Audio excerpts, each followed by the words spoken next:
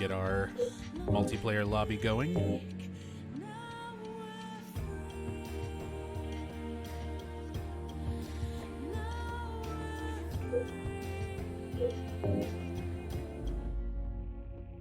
Zone 228.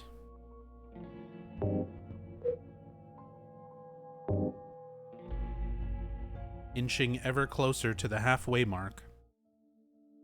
An eventual goal of Zone 500.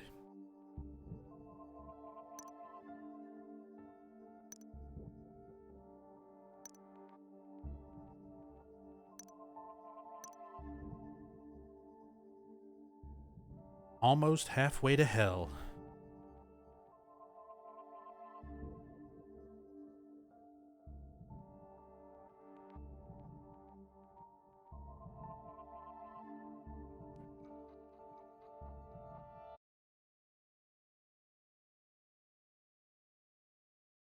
Oh, right, and we previewed the zone. It was Water Zone. I don't remember what the thing was. We'll find out. We will find out.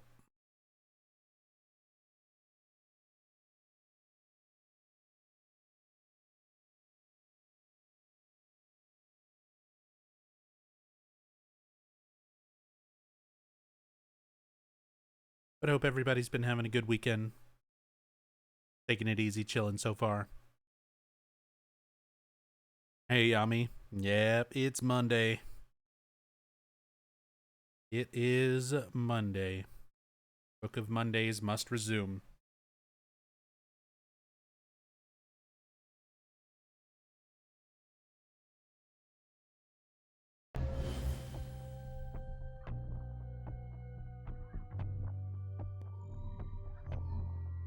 Your dark work continues. It sure does.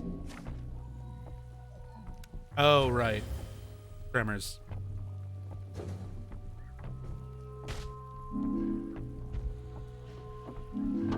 E.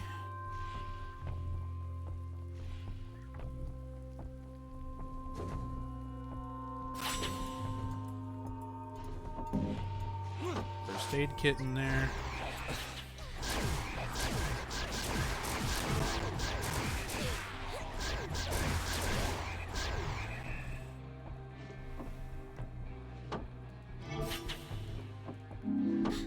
E.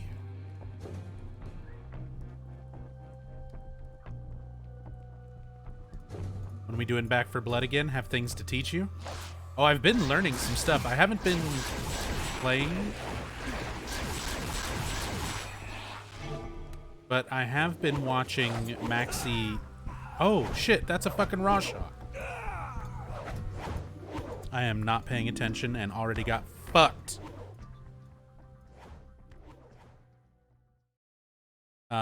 Yeah, I've been learning things about Back for Blood. I've been learning some stuff watching Maxi do speedruns.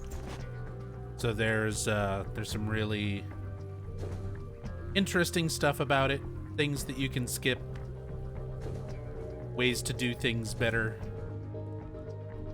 Some potential things to grind towards to make some of the decks better that I've been trying to use. I found out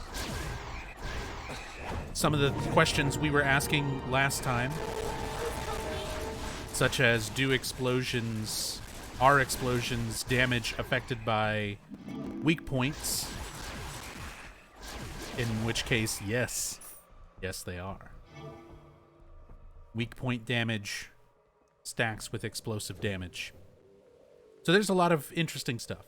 I've been learning stuff, even though I haven't been playing much. I've just had other things that I've been playing. Hey, Bucking Devil. This is Book of Memories. This is the Silent Hill dungeon crawler for the Vita.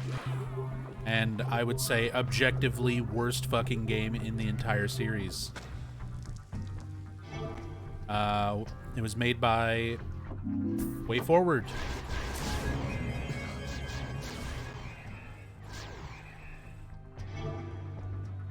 And the project was headed by, of course, everybody's favorite, Tom Hewlett.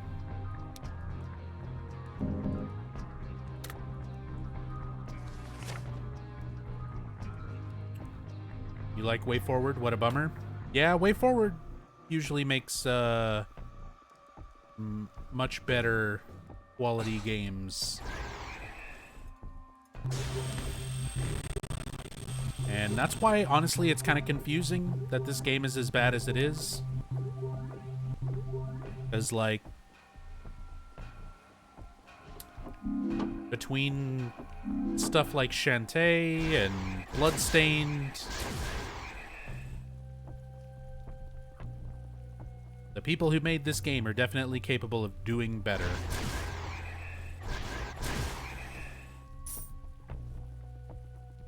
But this is what we got.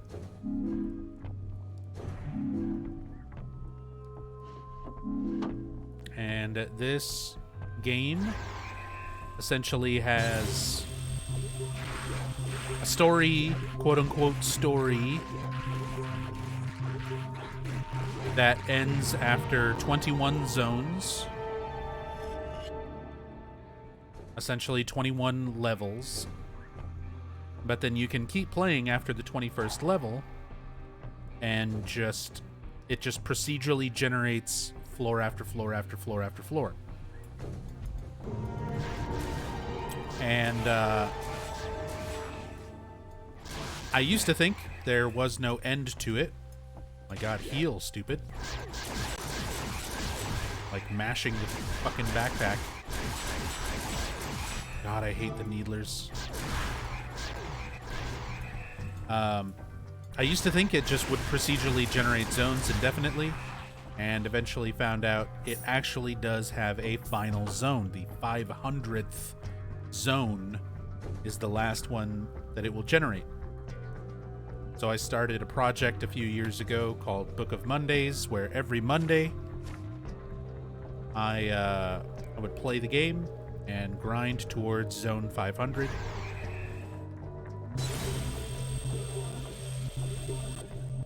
And this game drove me fucking crazy because of how bad it is. I stopped doing it for a very long time. And then made it a sub-goal this past September.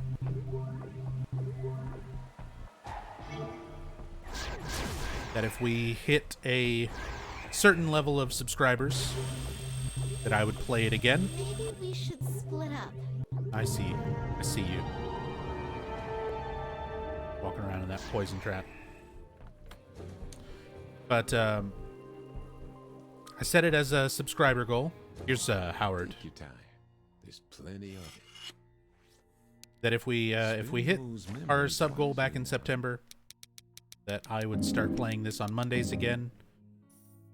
We hit that goal. We hit 3 goals, in fact. We unlocked 3 new emote slots.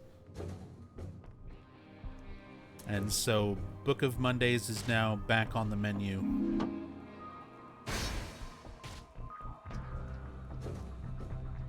Are we halfway there? Not quite.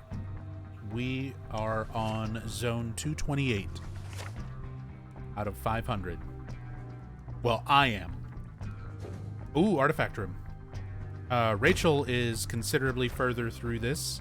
I got a malformed bone of Scraper.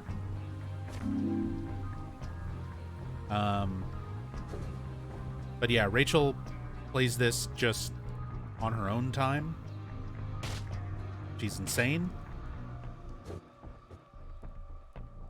And she is on zone 316.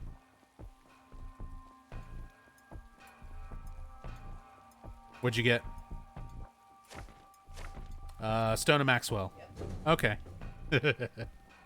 She just got the most useless artifact in the game.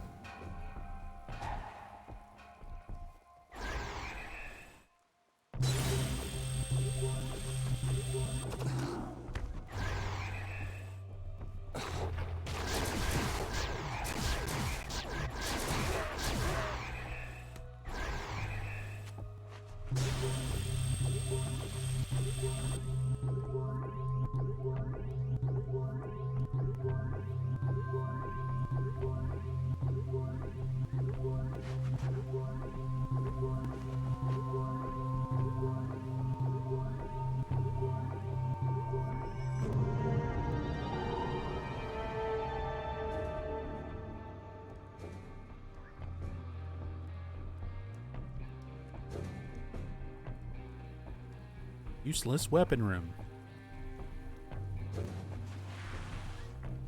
I've got the key.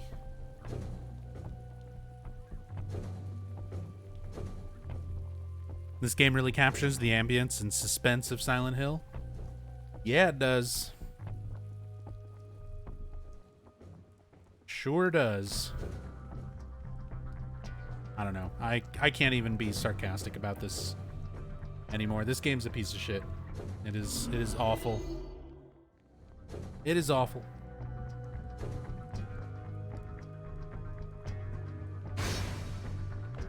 Yep, there's our orb.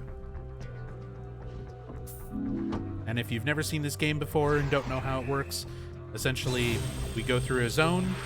We have to collect puzzle pieces by doing these challenge rooms. You find a blue orb, you break it, you complete the challenge, which is 99% of the time just kill the enemies that spawn. And once you do the challenge, you get a puzzle piece. The number of puzzle pieces that you need is right down here in the bottom left. So we just got our last one, 6 out of 6. It ranges anywhere from 5 to 7.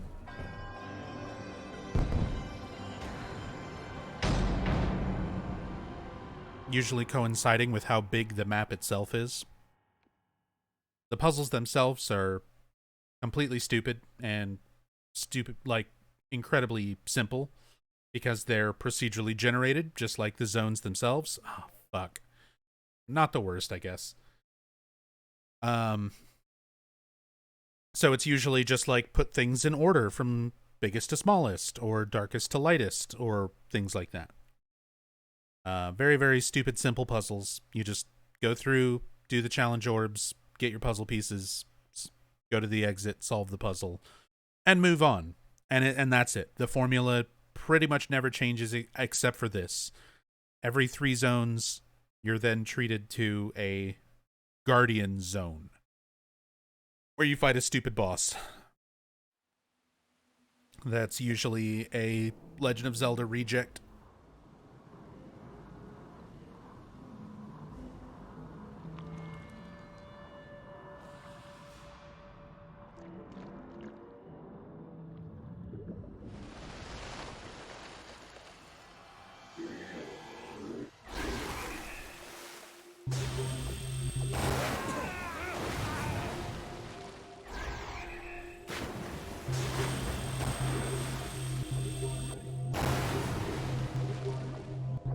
Also, a lot of times you're going to hear the audio just kind of like that, where it starts getting really choppy sounding. That is not the stream. That is not the capture. That is just this game being programmed very, very poorly. And the audio usually sounds like shit.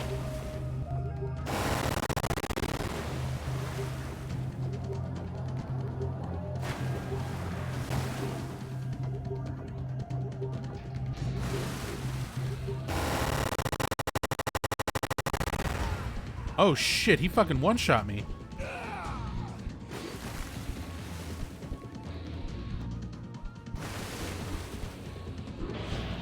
Okay, well, you kill it. I'll just give you some supplies. You might as well take what you need.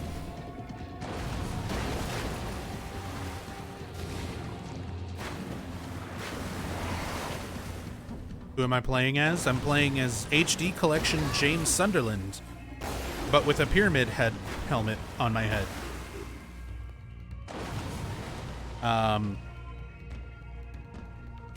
Right now we're watching Rachel play. This is her character.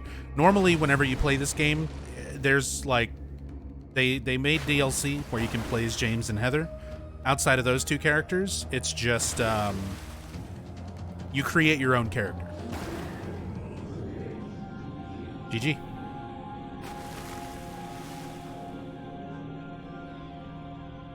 Although I can't remember, this might break. I guess we'll see. Where did this game come from? Who made it? We answered that like just 5 minutes ago. It's from Konami. It's from Konami. This was the last officially released Silent Hill game. Like, fully released Silent Hill game. Konami was the publisher. WayForward developed it under the all-knowing guidance of Tom Hewlett. Where essentially Konami said, hey, we've got a deal with Sony. We need to make Vita games. Make a Silent Hill game for the Vita. And then one of the people from upper Konami bosses said, dungeon crawlers are the big thing right now. This was back in 2011. 2010, 2011, when they started developing it. They were like, dungeon crawlers are the big thing right now. So make it a dungeon crawler. So it had to be a Silent Hill game, dungeon crawler on the Vita. And Tom Hewlett said this was their best effort. He's on record, quoted, saying that in an interview. That this was their best effort, given those circumstances. Oh, fuck yeah. Butchers, when I have literally no supplies and got hit right away.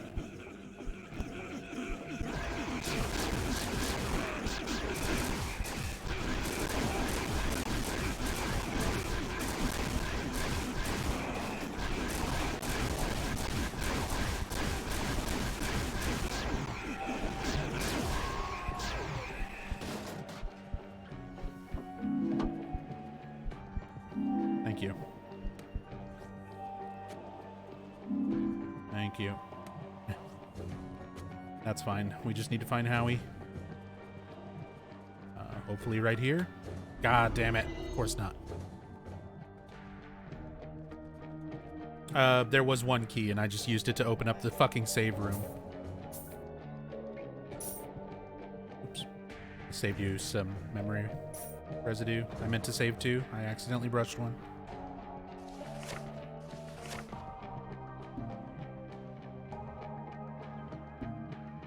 The Butcher.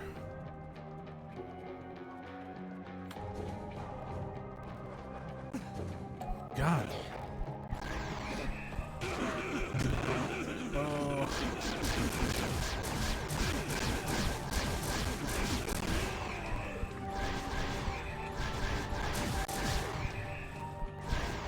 Fucking raw shock sneaking in here. Got it. On a poison trap, thankfully.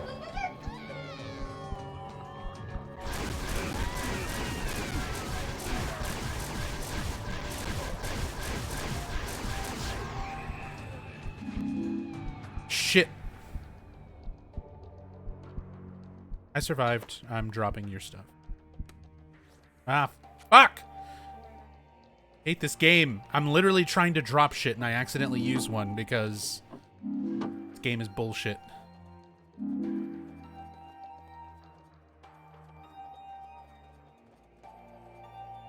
2011's not the year I would immediately assume here. That was when it started development. The game actually came out in 2012.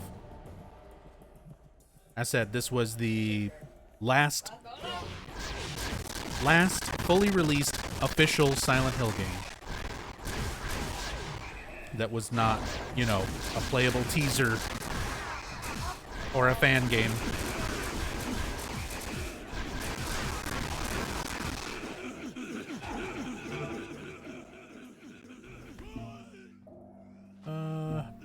Need to actually use my flamethrower.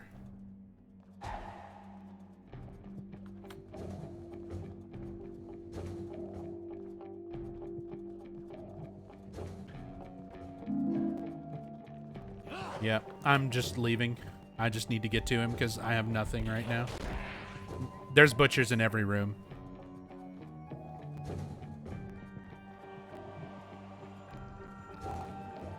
I don't have keys.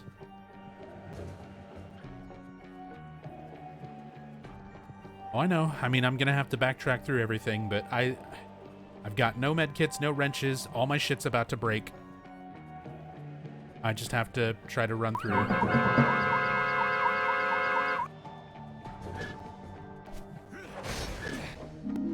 Yeah, because if I stop for a second to check a fucking drawer, I get smacked and can't heal.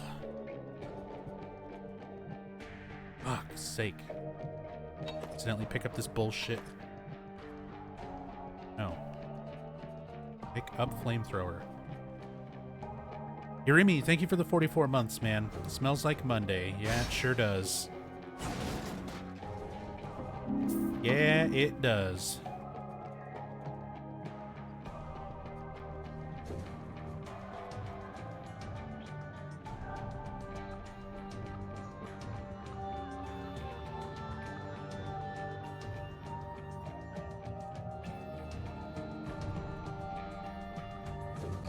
In there.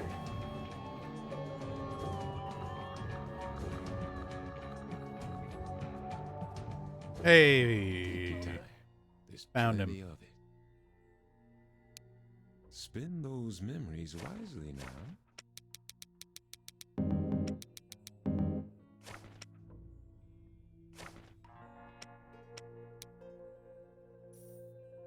I do believe you're... Drop by anytime. We're always open.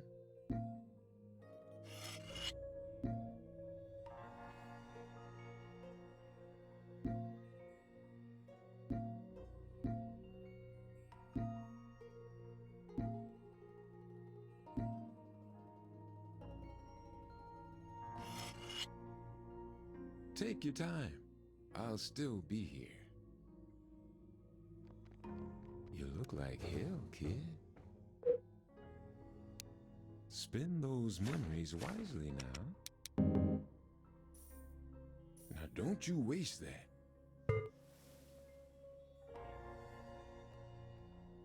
Thank you. Do come again.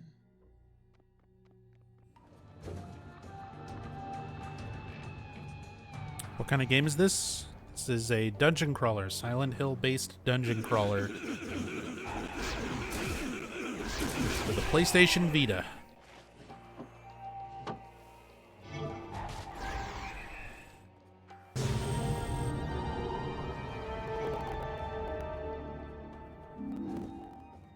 And it's really bad.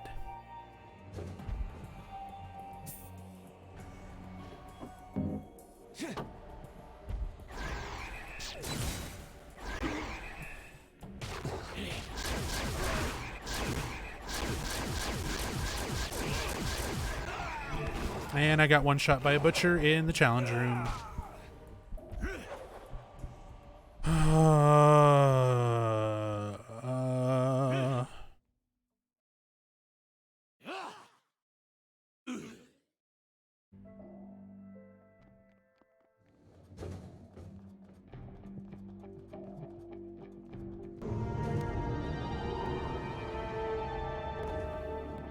Vita has some good visuals, gotta say. For other games, sure. I wouldn't necessarily say that this game is showing off the visual capabilities of the Vita, though.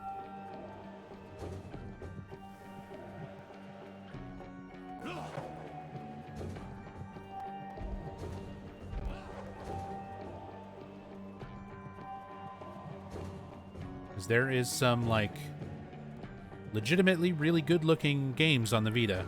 This is not one of them.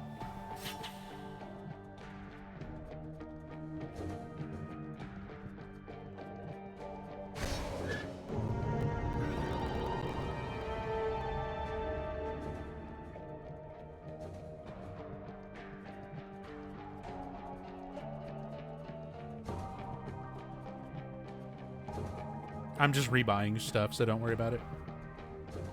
Step right up. We've got just about everything. Wonder why Spend this game those exists? memories Because one wisely boss at Konami said, we've got to deal with Sony, you need to make a Vita game. And another boss at Konami said, dungeon crawlers are the new hotness, so it has to be a dungeon crawler. And they dumped the You know project where onto I Tom am. Hewlett. Tom Hewlett said, I've got some friends at WayForward. They'll develop it. And then it was made. Because bosses at Konami told them to.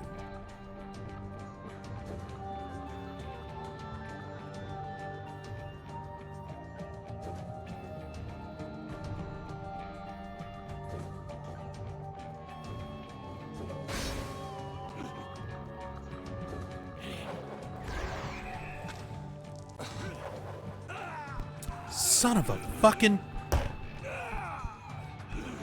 How many... Butcher floors are the worst. Butchers, like, you don't even see them. They're on the opposite side of the fucking room that you're in. They just throw a hatchet across the screen and kill me in one shot. And at this point, by the way, like, my defense and HP and everything are as high as they can possibly be. Like, you can't defend against that anymore. You can't have any more HP than what I've got right now. I am literally maxed out on the stat. And most of the bullshit in this game still just fucking downs you in one hit.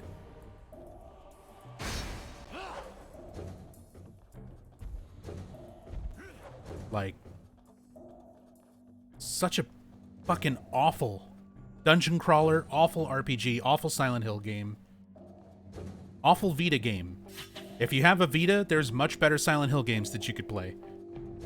Like, I'm not a fan of Origins, but you can play fucking Origins on your Vita. It's at least better than this. You can play Silent Hill 1. Like, there's a million other fucking things that you could play on your Vita that's better than this piece of shit that has Silent Hill in the title. If you want to play a dungeon crawler, there's better dungeon crawlers. If you want to play an RPG, there's much better RPGs.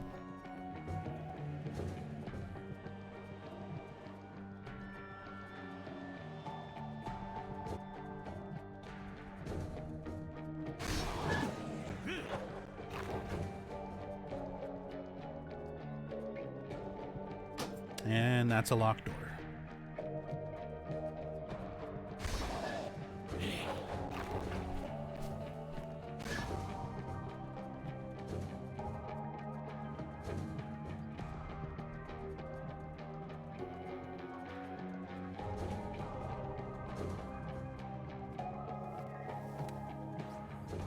Take your time. There's plenty of it. I think I've got just the Dude, thing. this zone has already bled so much fucking money from me. I do believe you're set. This is just... Yeah. Don't be a Oh, yeah. stranger.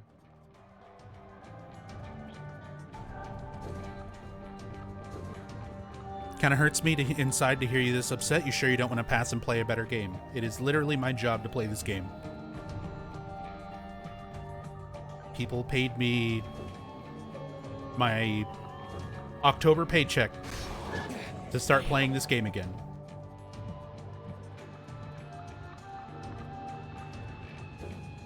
Like, we set up a sub goal in September, and I'm dead.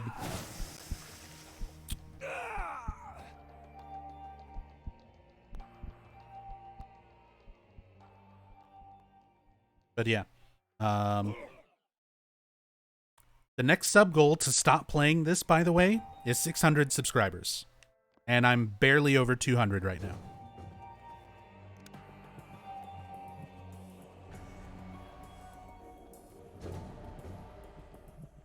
Just as a heads up.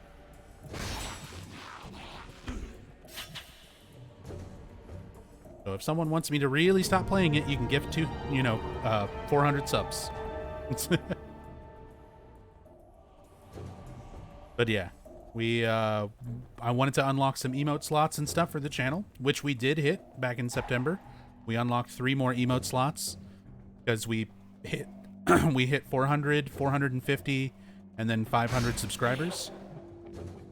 So thank you all so much for all that. Seriously appreciate all that love and support. But yeah, one of my sub goals for reaching that wonderful amount of generosity was to bring back Book of Mondays and start playing this and grinding towards Zone 500 every Monday again. So yes, I know I sound frustrated. It's because I've been playing this game for years and I absolutely fucking hate it.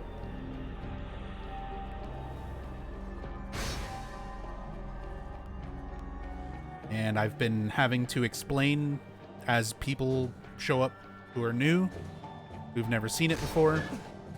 I have to explain every time, you know, what it is, why it exists, why I'm playing it. Because that is just, that's literally my job.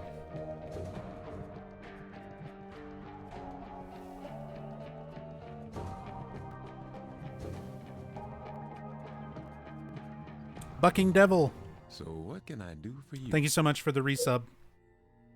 Very much appreciate the support. Spin those memories Another with you step now. in the direction towards not having to play this.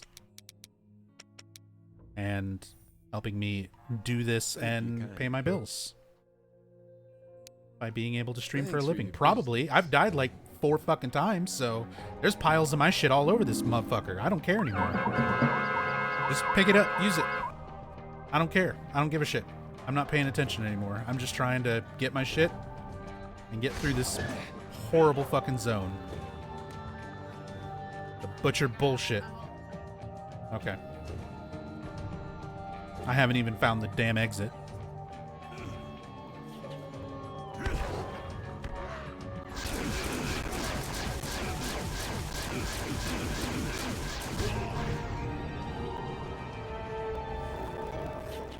Twinkie seems to be doing okay. I mean, she plays bad fucking games with far more patience and grace than I ever could. Ibaka, thank you for the bits. Very much appreciate it. Thank you.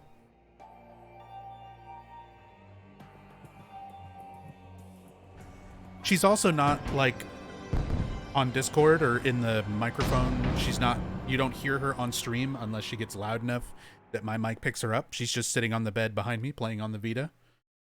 So, you don't have to hear all the shit that she does say. Because a lot of times she is complaining just as much, if not more.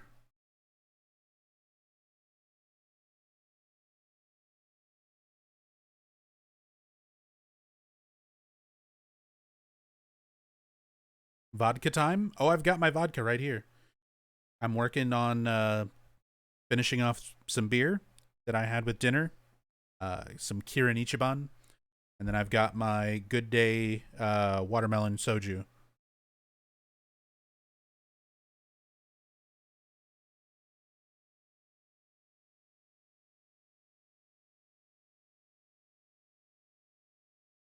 One question, was Konami on acid when they decided Silent Hill should be a dungeon crawler? Nope.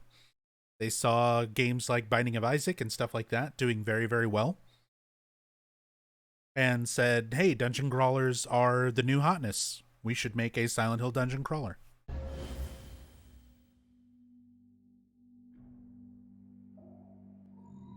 What happened?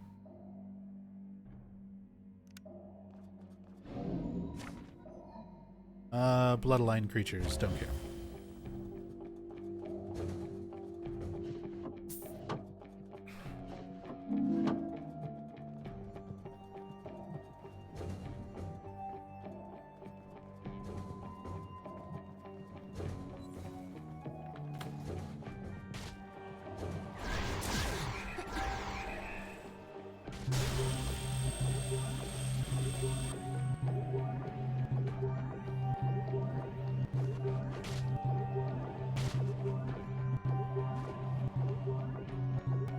Oh lord, I thought you were continuing the count, like the sub count? Nope. I go by my active sub count, which means at the end of a month, if somebody got a gift sub and doesn't continue it, then the sub count goes down. If people can't continue to subscribe or resub, sub count goes down. So like September was something that Twitch does called September, where subscriptions are discounted. And that's why we had the sub goals and stuff.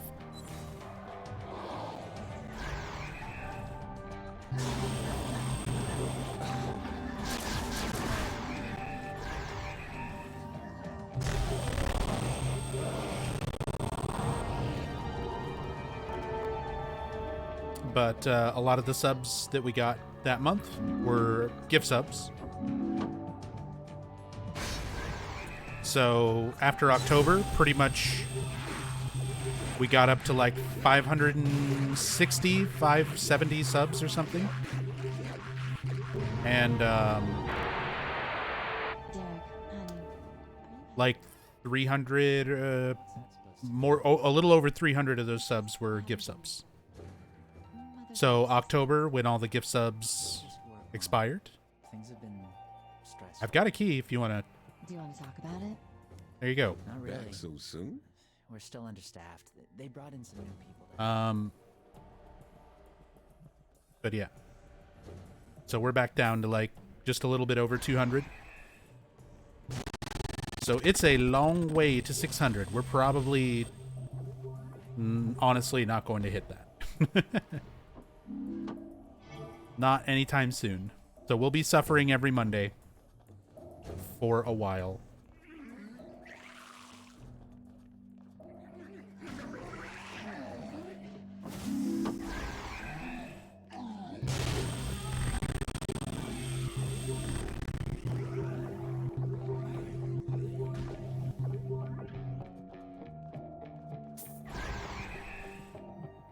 What if you reach zone 500? Then I'm done.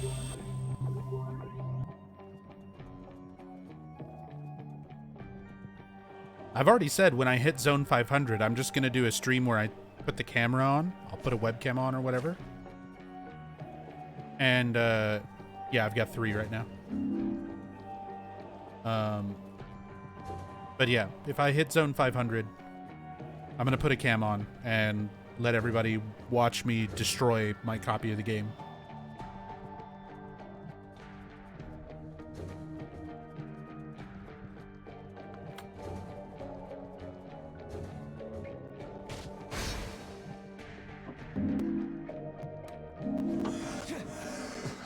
Oh, get off, you fucking ghost. Oh god, I might die. I'm on the fucking slowdown trap with a bug on me and the fucking nurse and the fucking patient demon. Straight jacket. Lying figure, whatever. I don't care. I don't care. They're all the same. They're all the exact same fucking enemy. Because nobody knows how to do something creative after Masahiro Ito's designs.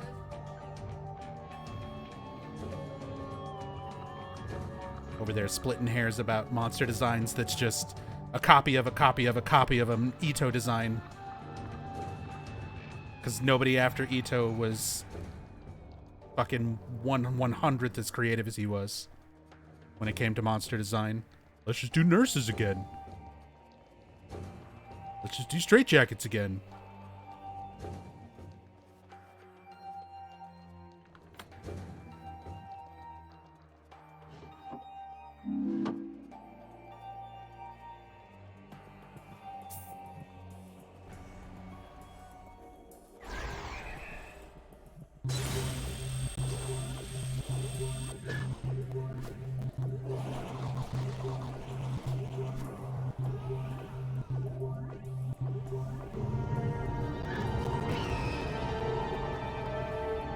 Nice. That was 5. Save room. I'm just checking for artifact. Nothing.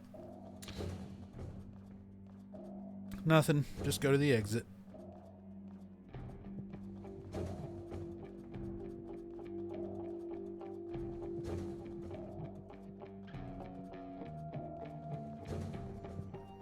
Feel like this game was designed to corrupt your save before you get to 500?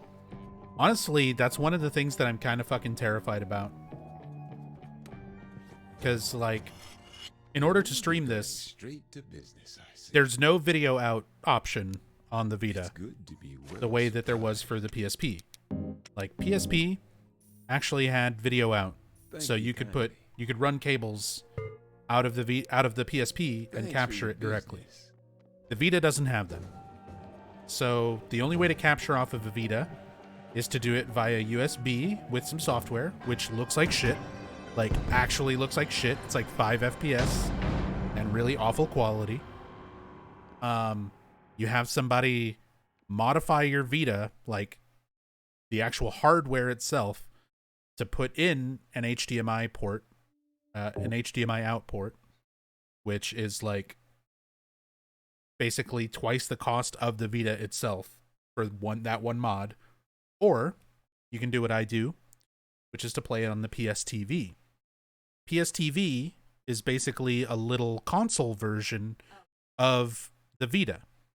It's basically a Vita without a screen or controls on it. It's just a tiny little box that's essentially the guts of a Vita with no screen, no controls, nothing like that. It's just a little console version of the Vita.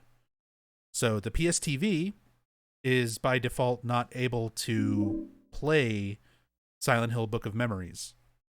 So you also have to mod the software of the Vita, what's called a whitelist mod, to be able to actually even play this game on PSTV. And it's kind of a scary process, especially now. Like, I bought a PSTV for Rachel so that she can start streaming this as well. And I'm a little bit worried about modding it and stuff because I don't want to accidentally reformat her. Yeah, we're getting lunchboxes for Valtiel. I don't want to accidentally delete her save progress because she has like 3 times as many hours in this game as I do.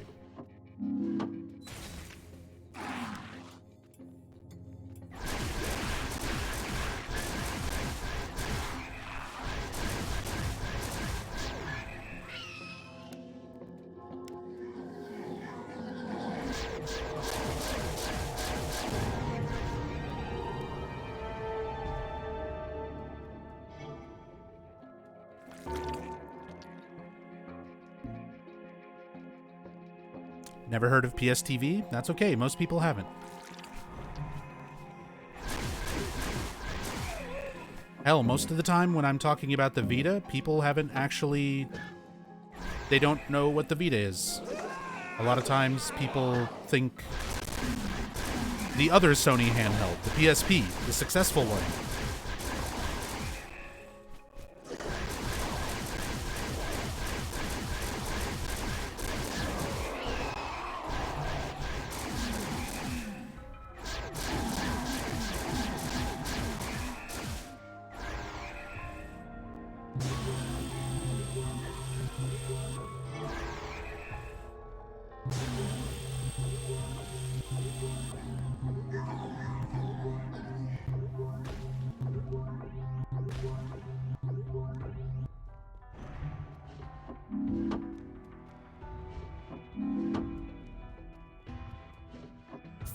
What are these Gumby motherfuckers with axe heads supposed to symbolize? They are schisms from Silent Hill Homecoming.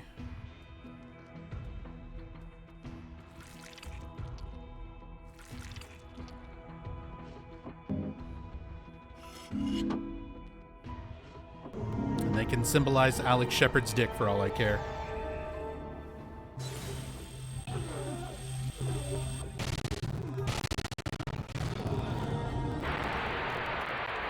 Things going okay?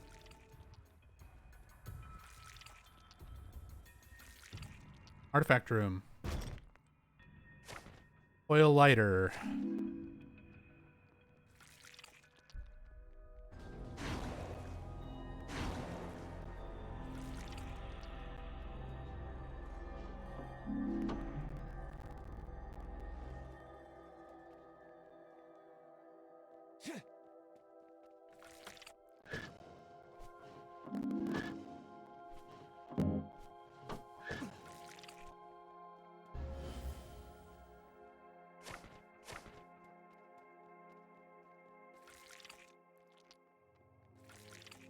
Of course. I've got the last 2 orb rooms here.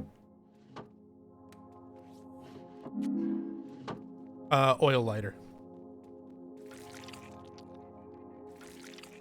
And there's Howard. Like hell, kid.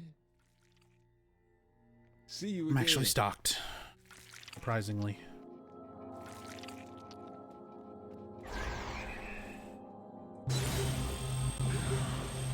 Oh, fucking bogeyman. it's the bogeyman from Downpour. One of the least favorite things to have to fight in this game, because he can just decide he doesn't feel like being damaged. Like, literally, he has a move where he's like, I just don't feel like taking damage right now, and so he doesn't. Isn't that a cool thing?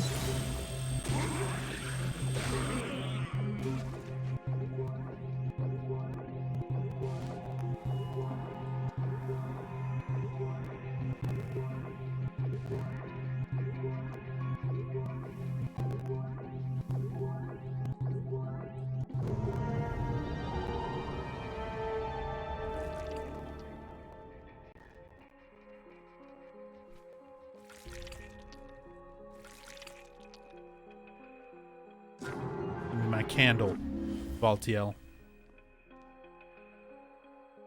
What are we doing? Headed to the east, chased from fire.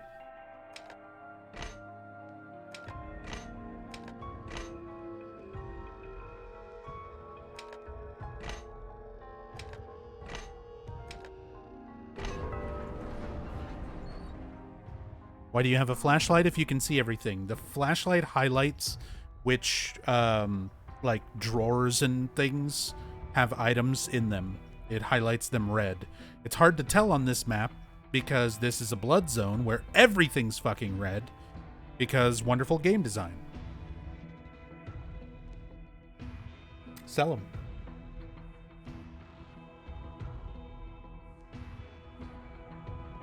But yeah, that's the main reason for the flashlight. Like, you can physically see enemies and stuff that are in each room, but yeah, if you want to know, like, oh, there's a drawer or a gore sack or whatever the fuck items can spawn inside of, they highlight red when you have the flashlight on. They do not highlight if you don't have the flashlight on, so it lets you know what happened.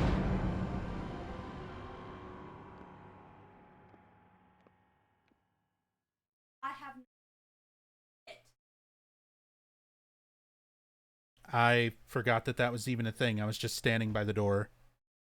I forgot that it'll do that after a certain amount of time. I'm fully stocked, so I can at least drop some shit for you. So I can drop wrenches. So what just happened?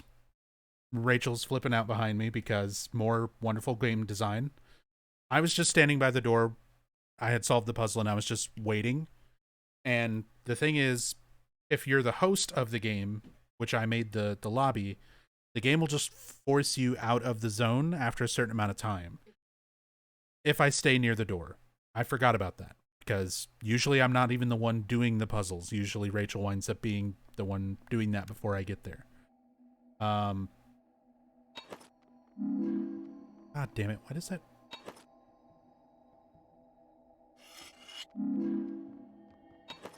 Hey.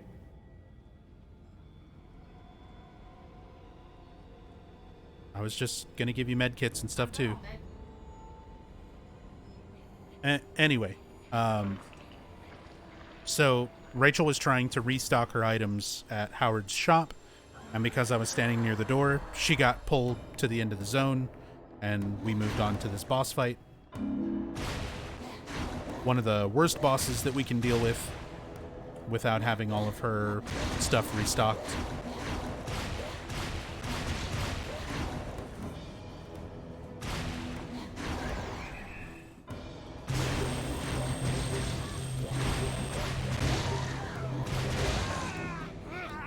Also, ow.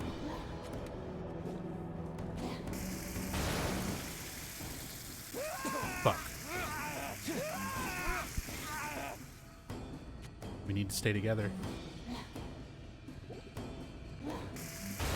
No, it ain't.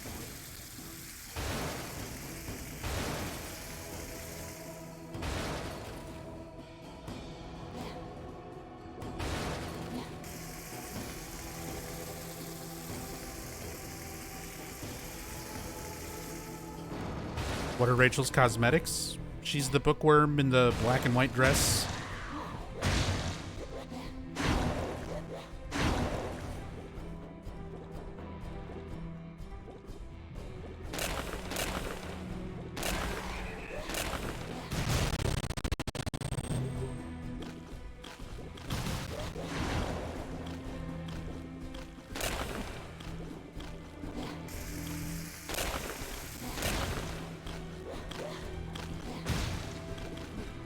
Come on.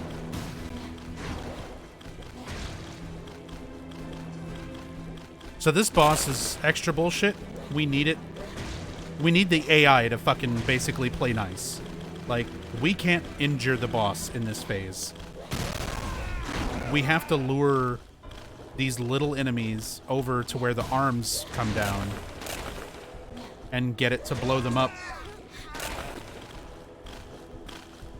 But the AI is especially fucked when there's two players, because it'll track both players, and stuff won't follow you over to where the arms are. The arms won't always swing down.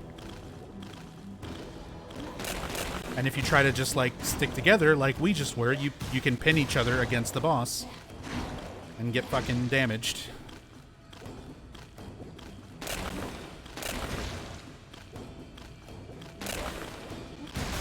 There we go. Everything about this game is shit.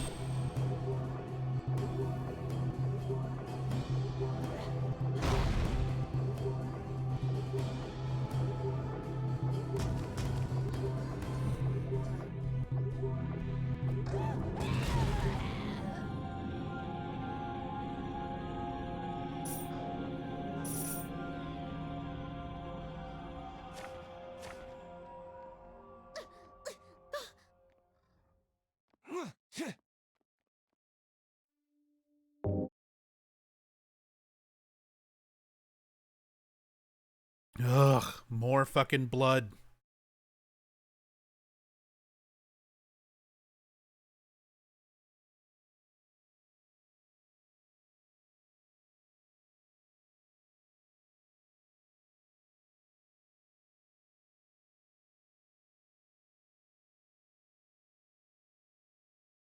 Me too, Michelle. Me too. Fucking hate this game.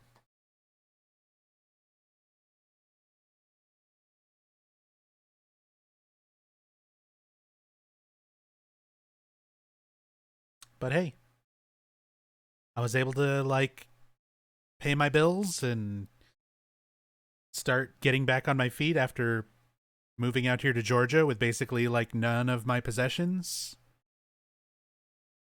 Thanks to everyone's support in September and October.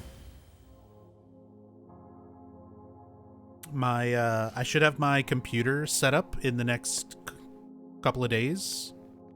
It might take a little bit longer because I need to get some other things. But I should have my own computer set up. I won't have, like, right now I've been using Cyborg Rachel's computer and stream setup to be able to stream. So I'll have my own computer again sometime soon. Got the key.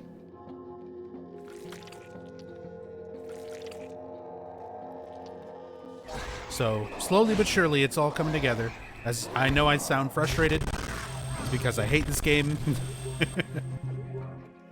But again, the reason I'm playing it is because I've got a wonderful, very supportive community of people here who allow me to stream and do this stuff full time. So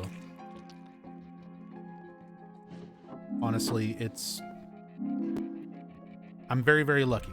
I'm very lucky to be able to support myself and have everybody support me while this butcher fucking kills me in one shot and pisses me off for like the millionth time. It's worth it. It's worth it.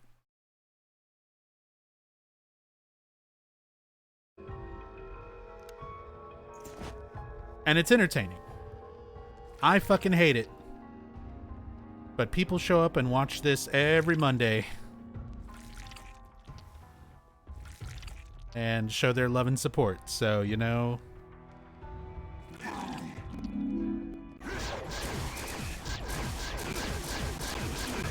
I think that's well worth it.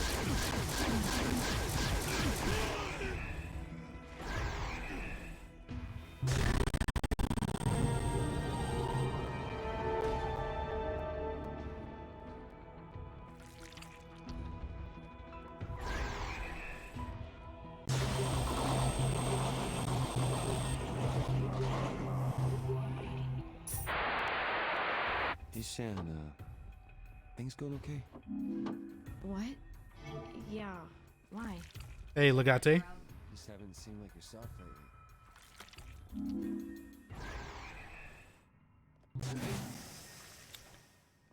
Don't need it. Fine. Let's out of that room. Seen anybody? Kind of. Just a guy.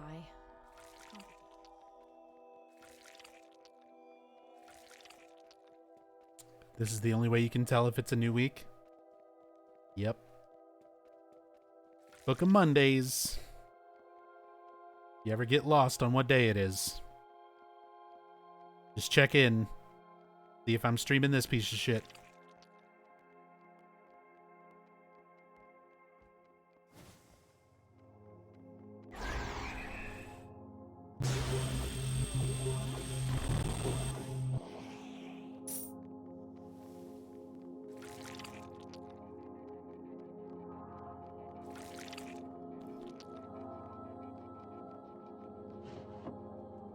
Super excited to see you do speedruns.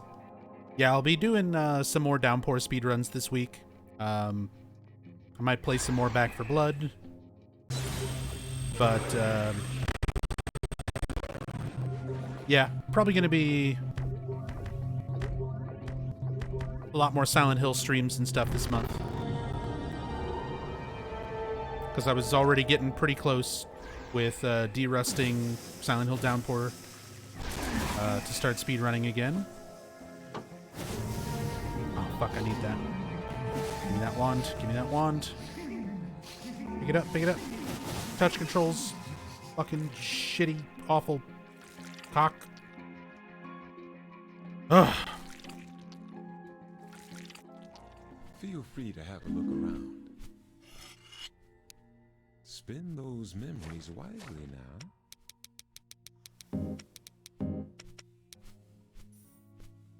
Enjoy it now. Downpour speedruns? Well, I'm going to be doing speedruns of every Silent Hill game.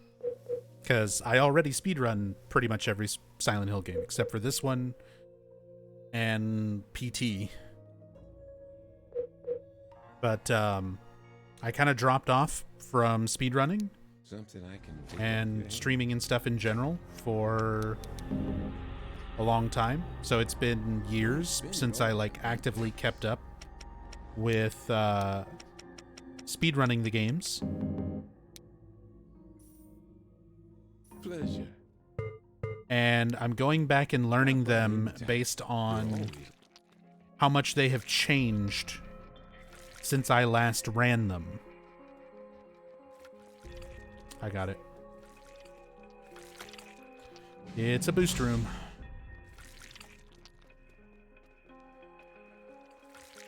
But I'm relearning to speedrun all of the games in the series because a lot of them have changed routes and tech and things like that. So there's a lot of stuff that I have to learn again when it comes to speedrunning them.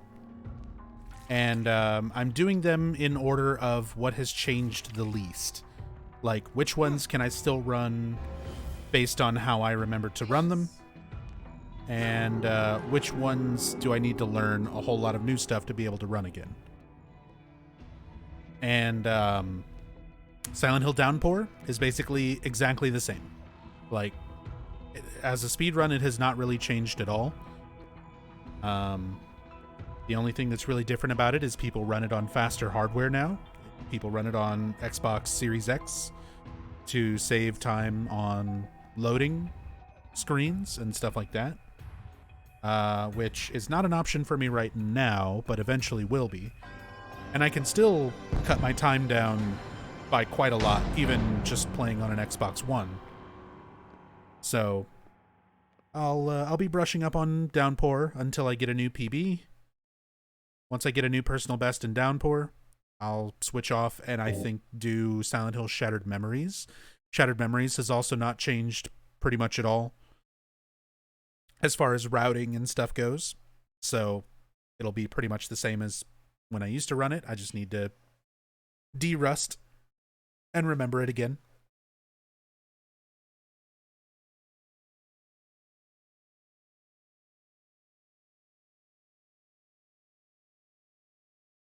Origins is pretty similar. Hasn't really changed a whole lot. Silent Hill 1 is pretty similar. Hasn't really changed a lot. Silent Hill 4 is pretty similar. Couple little routing differences, but nothing too major new that I have to learn. But then, like, Homecoming, there's a pretty serious amount of new tech, new skips, new routing stuff to learn in Homecoming. So I'll be working on that after all those. Silent Hill 3, there's a lot of new out-of-bounds stuff, new tech, new routing stuff. So I'll have a lot to do with that. And then Silent Hill 2 has changed the most since I actively ran it.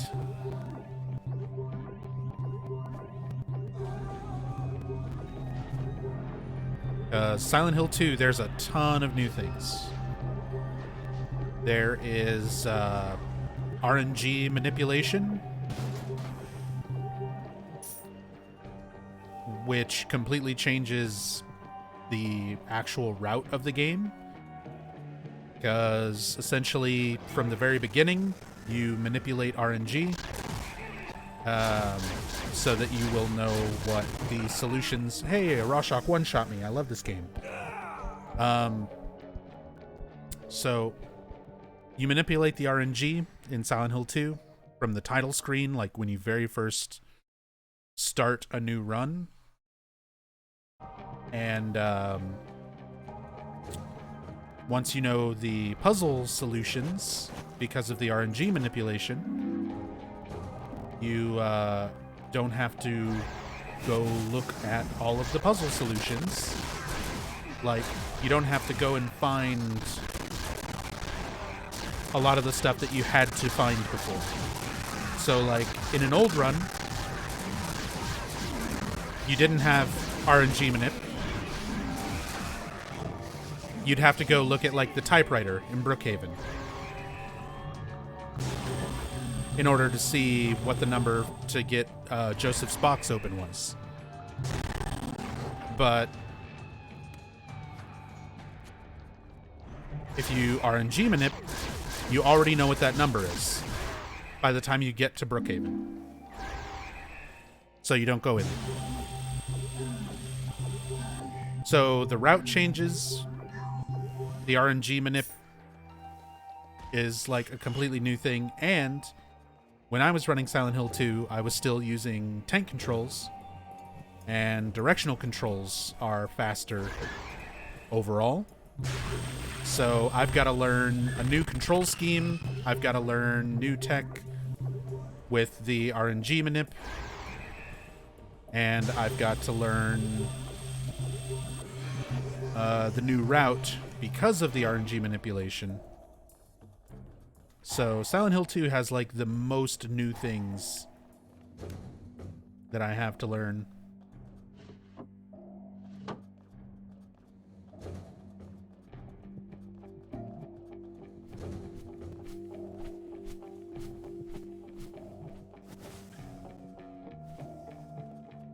Oh, nice. Rachel found an artifact room.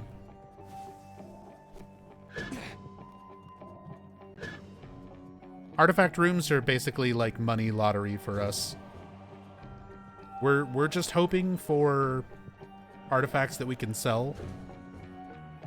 Because we pretty much already have the artifacts as far as using them. We've already got the best ones that we can possibly use. So at this point, we're just collecting artifacts to sell them. And one artifact is worth way, way more than any others. And that's the UFO artifact. Most artifacts are worth like a couple hundred or maybe like 2, 3, 4,000. The UFO artifact is worth like 30-something thousand. Come on, UFO. It's an Arcana deck, so not bad. It'll still sell. It's still money. And money is important in this game because, as you'll notice, I died, so I have no supplies. So pretty much every time you die, or just from progressing through zones, you use up your health kits, your wrenches, and you have to restock all that shit. And that takes money. Well, memory residue, as they refer to it in this game. They make a big deal of like having this fancy, oh, it's not just gold, it's not just money, it's memory residue. That's very Silent Hill-like, because it's like a weird thing, right? And then it's just bags of gold. It's literally just like gold and gems. Like, why bother calling it something fancy and shit? And then it's just little bags of gold and jewels and shit.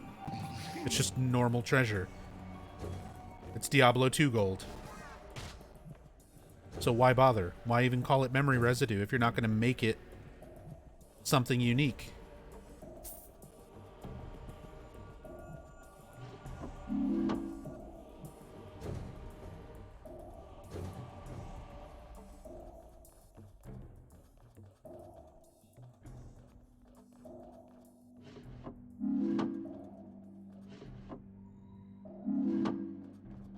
You know all the solutions to the RNG puzzles, right? Based off clock hands, will tell you the seed you're on, right? Yep.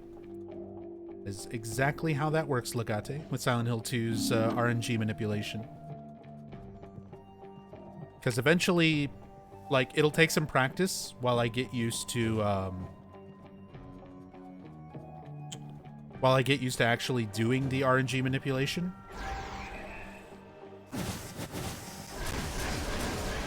Which is just going to come down to execution, like how quickly I can start the game at the title screen, consistently selecting my difficulty. Once I get through all that, and learn to do that better,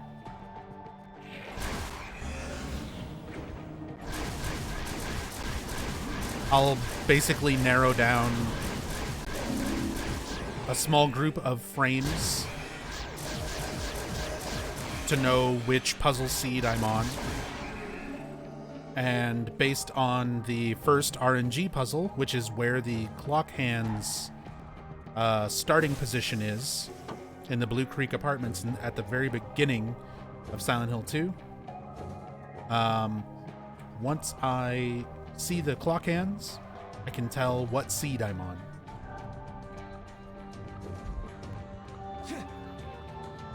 So it'll take some practice. It'll take a lot of doing runs and doing the RNG manip to figure all that out and get used to it. But yeah.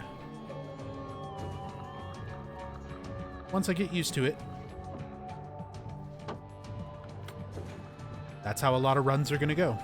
You're going to do a run up until you get to the clock hands and then be like, oh, this is a bad seed, and reset. Ah, fuck, I'm going to die. Out of shit. I see that you've found Howard, but I don't know how to get there. And I'm about to die.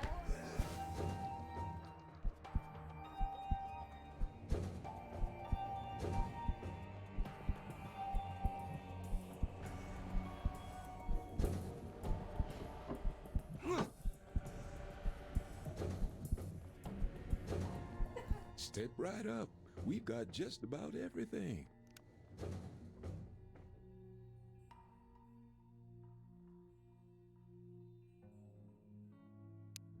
Spend those memories wisely now. Thank you kindly. Don't be a stranger.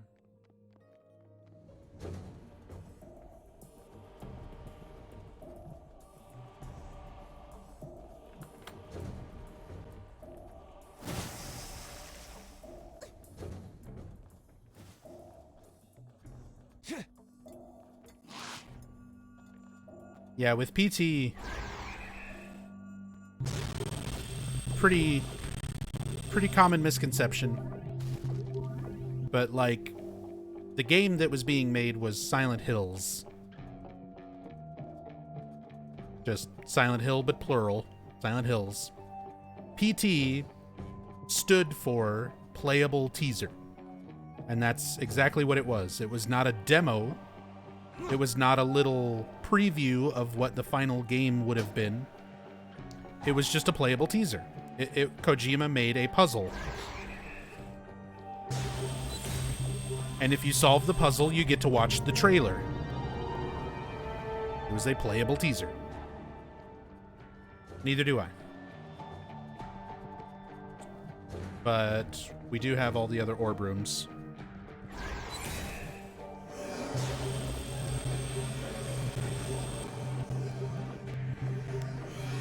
So, like, PT was good for what it was, but I don't think it was going to have a UFO ending.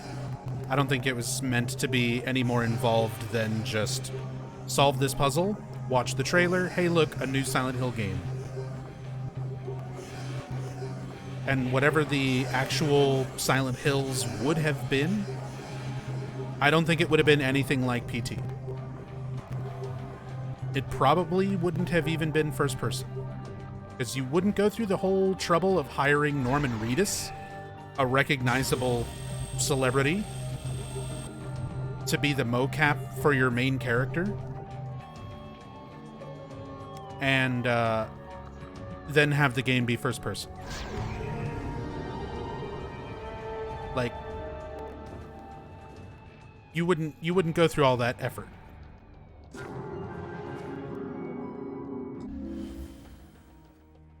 Because, like, PT spawned a whole bunch of games, because just for what it was on its own, it was a very creative experience. But it was not Silent Hills. It is not what Silent Hills was going to be.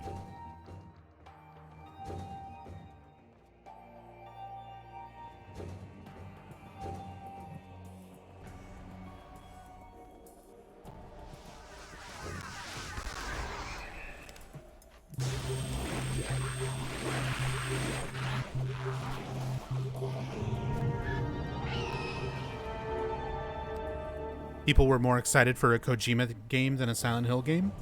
I think it was a fair mixture of both. And, like, I like Kojima's games. I love the Metal Gear Solid series. Even some of the other, like, older stuff.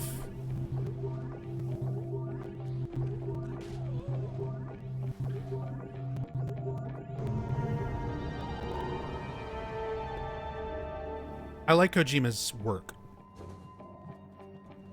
And I was very curious to see what Kojima's take on making a horror game would have been.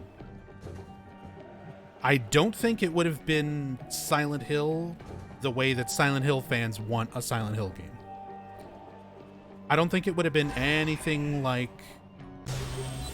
any of the Silent Hill games that fans were familiar with. It wouldn't have been anything like a Team Silent game, because Kojima always wants to make, like, his own thing. He wants to do his own thing. I think it would have been creative. I think it would have been something very unique compared to other horror games in the genre. But I don't think it would have been recognizable as Silent Hill except for the title.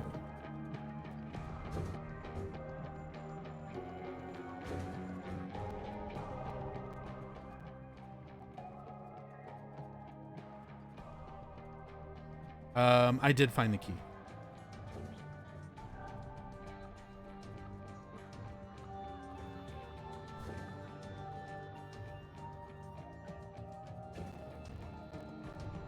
Still need to finish Death Stranding. It's a very good game. I enjoy Death Stranding a lot. Look good for you, Derek. But I also understand it is not for everybody. Like, if you're not enjoying it and you feel like you're forcing yourself to get through the gameplay, don't force yourself. Just go, like, watch a playthrough of it. You could watch my playthrough of it. You could find, somebody who's just put together all the cutscenes and made, like, the movie version of it, where it cuts out the gameplay and you just watch the cutscenes. Don't force yourself to,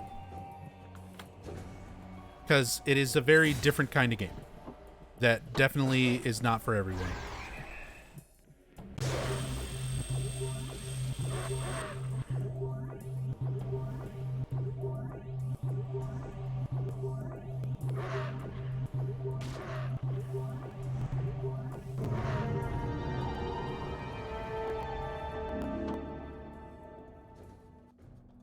Because as I said, I love Death Stranding.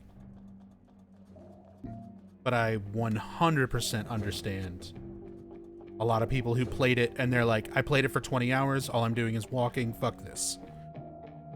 Whereas like, oh man, I enjoyed it so much. I enjoyed the satisfaction of like putting the orders together, planning out routes. Once I had routes and stuff set up, like where I've already put zip lines, or not even to the point where you get zip lines and roads and stuff, but even when it's just setting up some ladders and making little footpaths. And then you start to see the feedback from the other players who are online. So you're like, oh, hey, I'm getting likes because people are using my path. They're using my footpath that I've created from going back and forth between these places. They're using the ropes that I put down. They're using the ladders that I put down. And then you get to the point where you're like building the bridges and like doing all this other stuff. I loved seeing that gradual progress without necessarily it seeing the other people and having it be like very isolating, but at the same time you're connecting to other people through the work that you do. So like that whole concept and the way that it's implemented, I fucking loved that. That was great. I love the story progression. I love the areas themselves became so familiar after so much time traveling through it, where you get to know every little bump, every little river, and start to notice how stuff is changing as you travel and as roads get built and as other people travel. Like, you see your impact on the world around you. It's really, really something to get to like a new area or travel out to a new porter that you haven't been to before, and be like, have that first journey where it's super hard. You're just running through the fucking grass and rocks and you don't know what to expect. And you have to like carve your initial path through it. And then you make a few more deliveries and a few more runs and you figure out, oh, there's like a little bit easier way to go around this way. It's a little bit faster if I set up this rope here or set up this ladder here. And that'll make it faster for the next delivery that I do. That like very, very gradual progress through the world, and then the world itself being just beautiful, like genuinely just had moments where I just wanted to stop and look at the landscape. Move away. Yeah, it was something really, really interesting, really unique to me.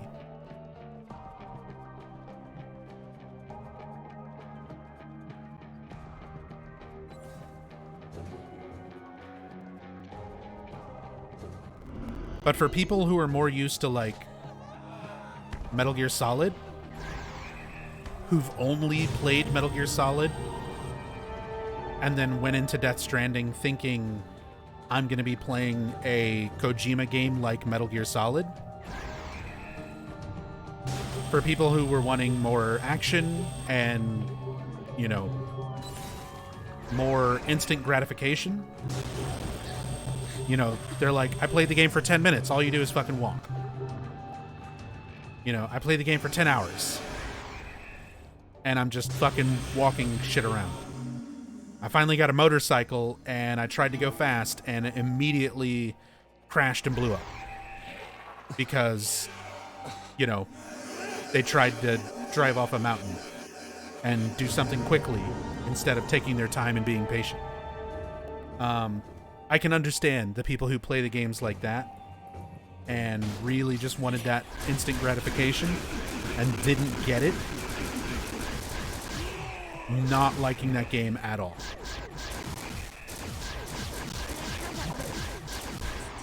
Yeah, I know, I killed it.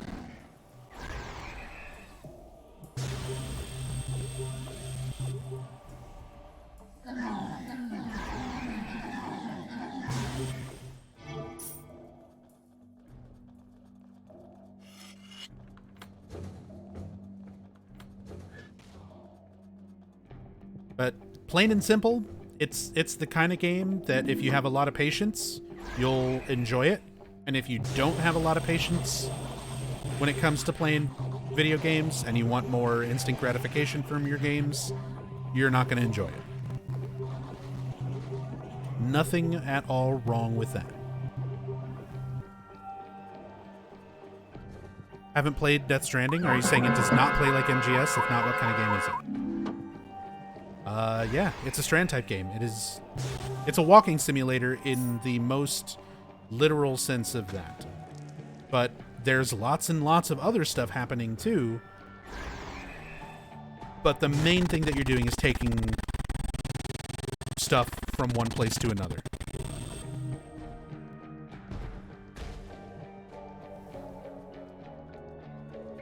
Bubble Creek! Bubble, welcome back. Thank you so much for the 18 months. Very much appreciate that resub. Thank you, thank you. Hope you're doing well.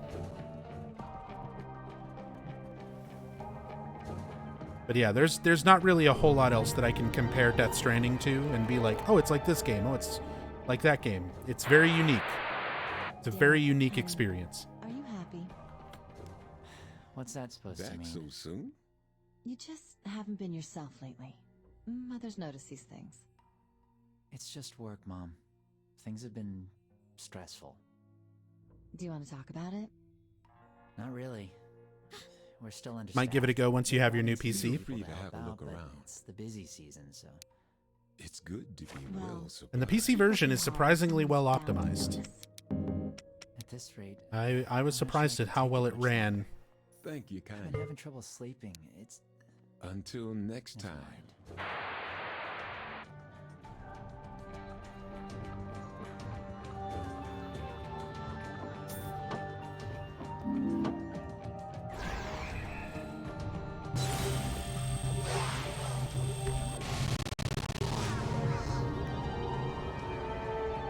PS3 game where it's your dad, he kept yelling Sean during the ending. Is it like that game? Heavy Rain? No. It's not like Heavy Rain. It's not like, there's no other game I can compare it to that would be a fair comparison. The absolute closest thing I can think of was it a PS3 or PS4? There was a game called Journey where you're like a little faceless cloaked thing and you're just walking through the desert.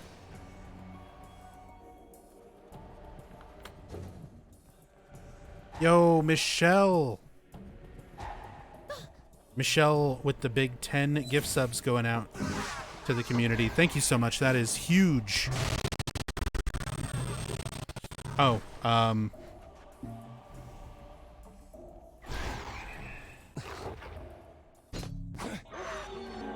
yeah, we gotta do it again. There's not anything really good to get that on. I guess the nurse.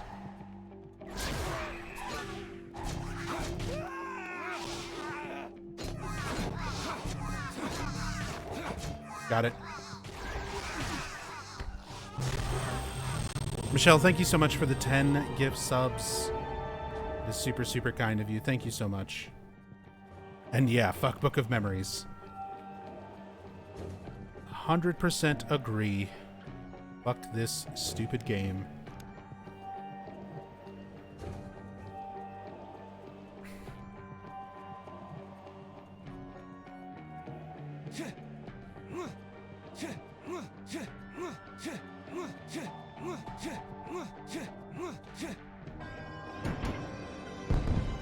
Oh, I agree. Heavy Rain has a good story.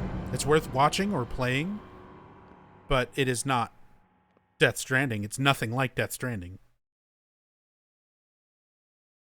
Imagine Breath of the Wild, but there's no real combat, just exploring. Good approximation of what Death Stranding is. And it's a lot more realistic in terms of like how you get around. Because Breath of the Wild, it's a lot of similar things. You're like, I've got to go from this place to that place, but there's a giant cliff in the way. There's a giant river that I can't swim across. Like, what do I do to get to where I'm going? And in Breath of the Wild, it's like you got to find something tall that you can like paraglide down from, and you know, build a fire so that you can use the updraft to get up a steep rock face. You know, it's a lot more fantasy element of how you traverse the world. Death Stranding is far more realistic of like, you've got to look around, you've got to find where you can make a little bridge out of ladders, you've got to find where you can put down a rope so that you can descend safely. You know, you get to the point where you've got to build a bridge or a zip line. There's so much to it, and there's so many elements to it. It's hard to summarize. And then there's also changes in gameplay that I don't want to talk about. I don't want to spoil it for people who still want to watch or play Death Stranding themselves. But there's times like the game literally will throw delivery stuff at you for the first like 50 hours or more. Maybe not quite that long. If you're really taking your time, it'll be like that. But even if you're getting through the game kind of quickly, your first like 25 hours maybe will feel very repetitive. And then all of a sudden, it's a whole fucking different game for like a little segment. And then you go back to delivery stuff. You'll be working on doing your deliveries and building your roads and making your infrastructure and doing your delivery runs and stuff. And then some crazy shit happens. And you got to deal with this. And it's like completely different. And then you get thrust back into other stuff. Like it's interesting. Interesting. It's a very unique game. There's not much else like it. I love that game.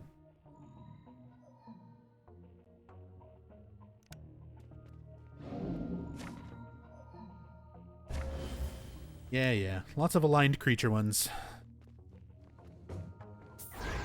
That works for me.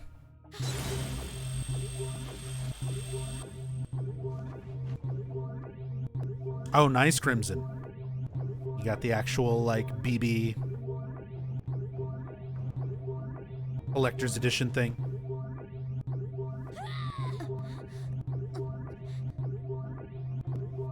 Very nice.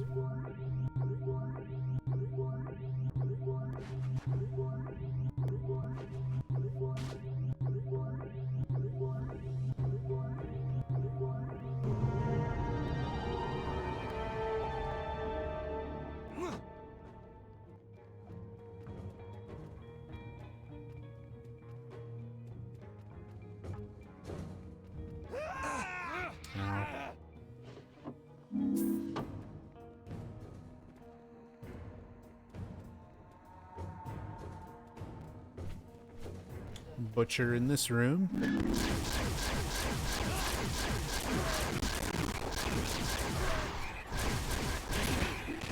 Oh, this fucking room. Kill the butcher. Thank you.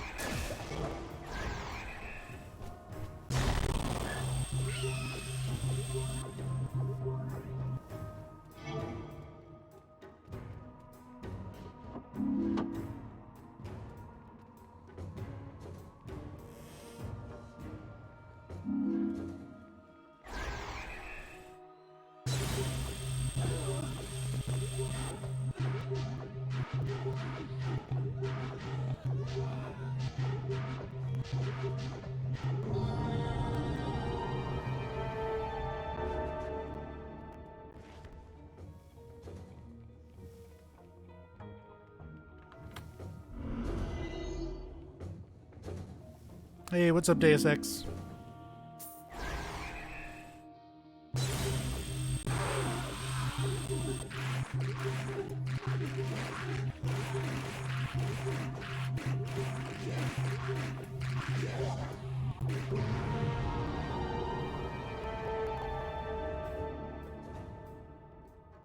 Hope you are doing well on this fine Monday.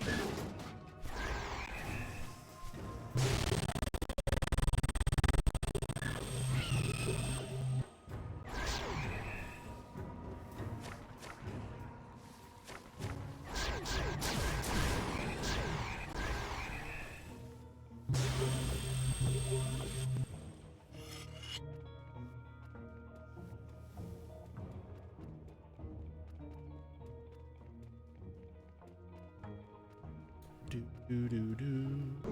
Hey, found Howard. What can I do for you? Something I can take off your hands?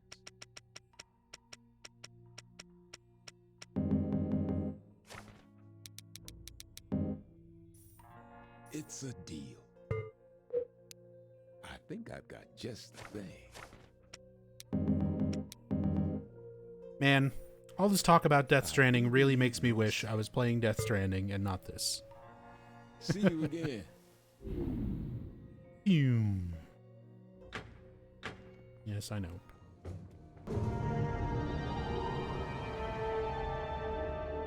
Nub, kinda an aside, but have you ever played Remedy's Control? I have not played Control yet.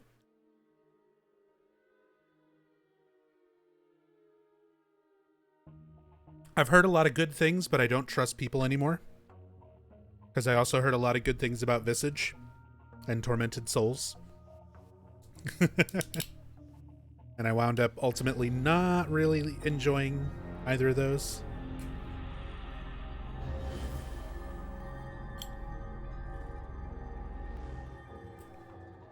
So I think my taste in games is very, very different from a lot of other people's. I think I'm a little bit more particular. There is a locked door down here.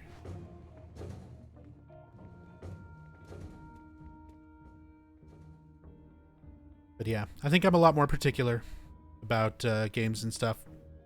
Especially when it comes to horror.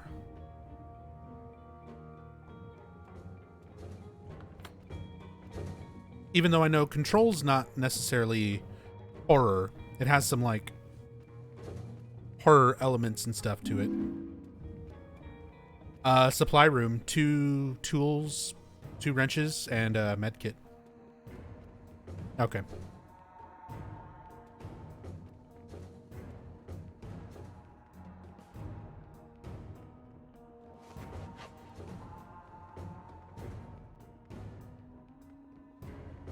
Alan Wake, more like Alan Nub Sleeper. See, I like Alan Wake. I know a lot of people who don't like Alan Wake. Rachel said me. Yep. And I definitely understand. It's another one of those games similar to Death Stranding where I recognize where it is flawed and I can understand why people don't like it. But I enjoy it. I enjoy it for what it is. It is goofy, poorly written love letter to Stephen King.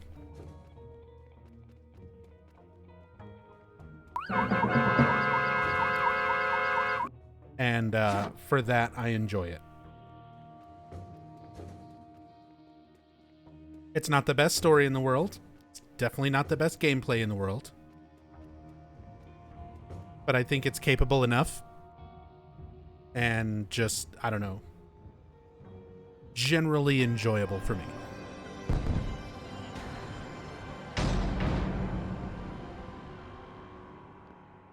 Just chillin'. Hope you're doing well. Thank you so much for the 39 months. It's a long time of support. Thank you, thank you. Thank you, thank you, thank you. Book of Memories hype. Ain't nothing hype about this shit. Reminds me, I've got soju in front of me I need to be drinking.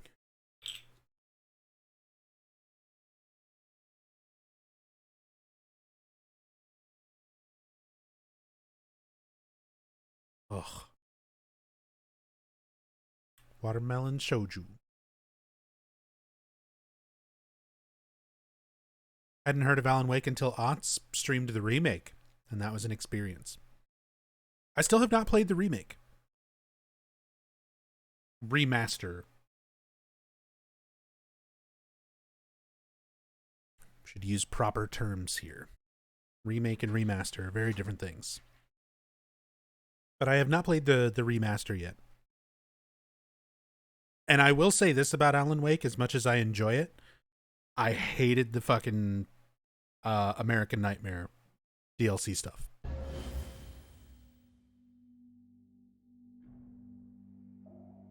My mistake. Whoops. Easy mistake. Lots of people do it.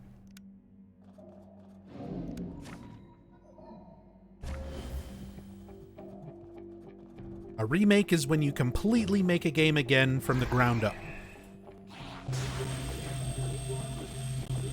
Think like Resident Evil 2, Resident Evil 3, where there's the original PlayStation 1 versions of those games, and then there is the remakes, where they essentially made those games again. Oh!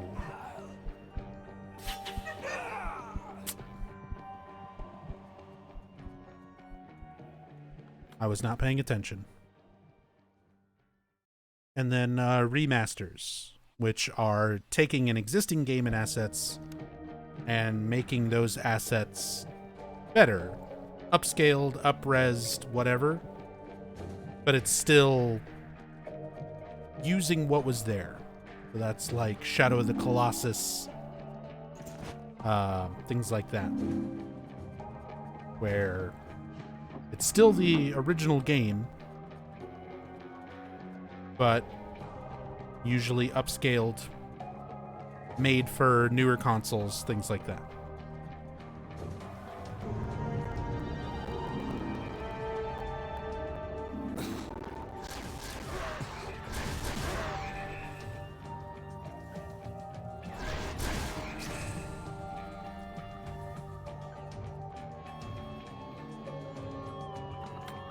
What about Darkwood? First horror game that actually managed to make me tense in a long ass time. I had a lot of people saying good things about Darkwood. I started watching a streamer that I really enjoy play Darkwood, and I can already tell you that is not my kind of game. That is not my kind of game.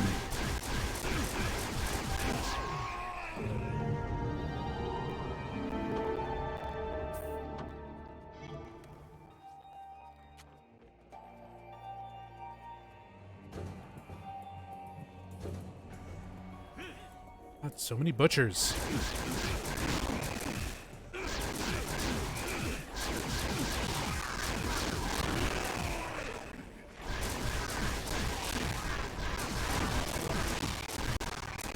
fuck off.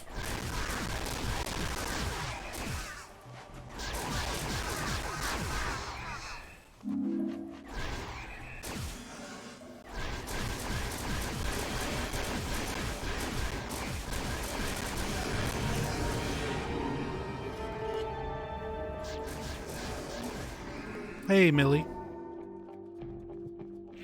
Stopping by before going to bed.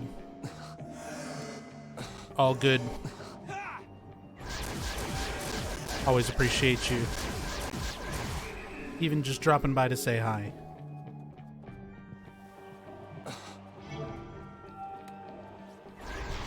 But get you some good sleep.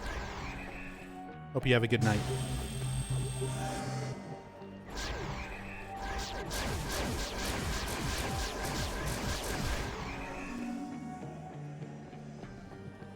Nice.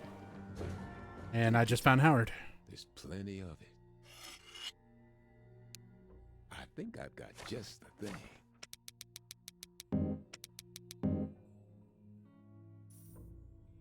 Enjoy it now.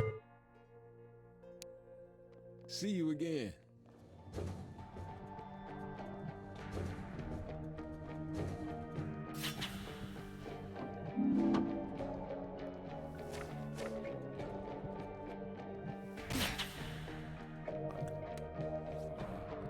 SOTC has both a remaster for PS3 and a full remake for PS4. Wait, SOTC? Oh, Shadow of the Colossus. Take me a minute. Yeah, remaster for PS3, full remake for PlayStation 4. Does it? Oh, okay. I only ever knew about the remaster. I didn't know about the remake.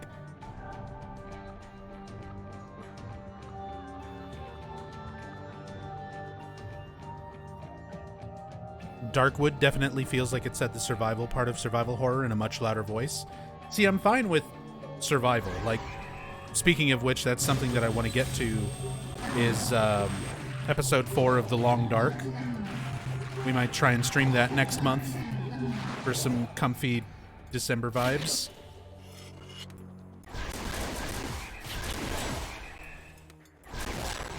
Oh. Two fucking needlers and a schism just bully me into a fucking corner.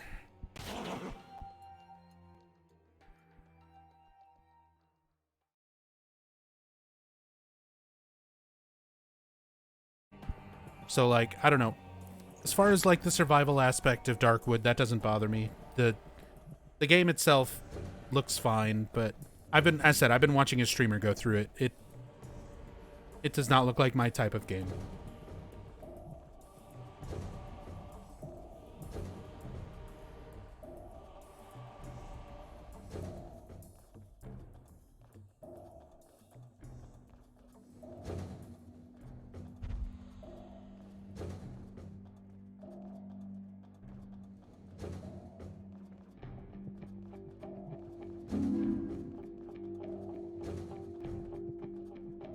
I don't care. Howard's right here. I'm just going to restock.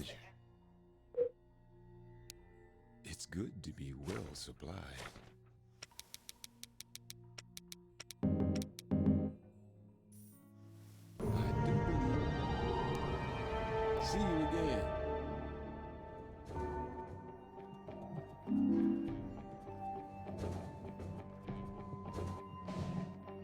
It's just a boost room.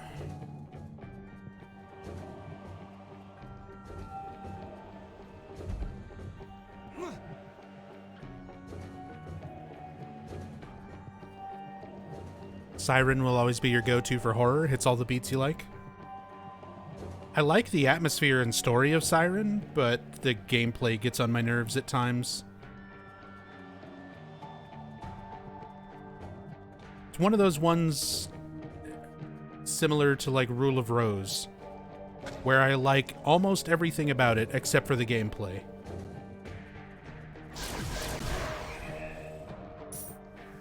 Where like, I love the atmosphere and the music and the story and the look. Just about everything when it comes to Rule of Rose, or Siren for that matter.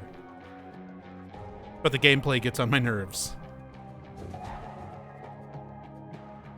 When it comes to actually playing it, I do not have a good time.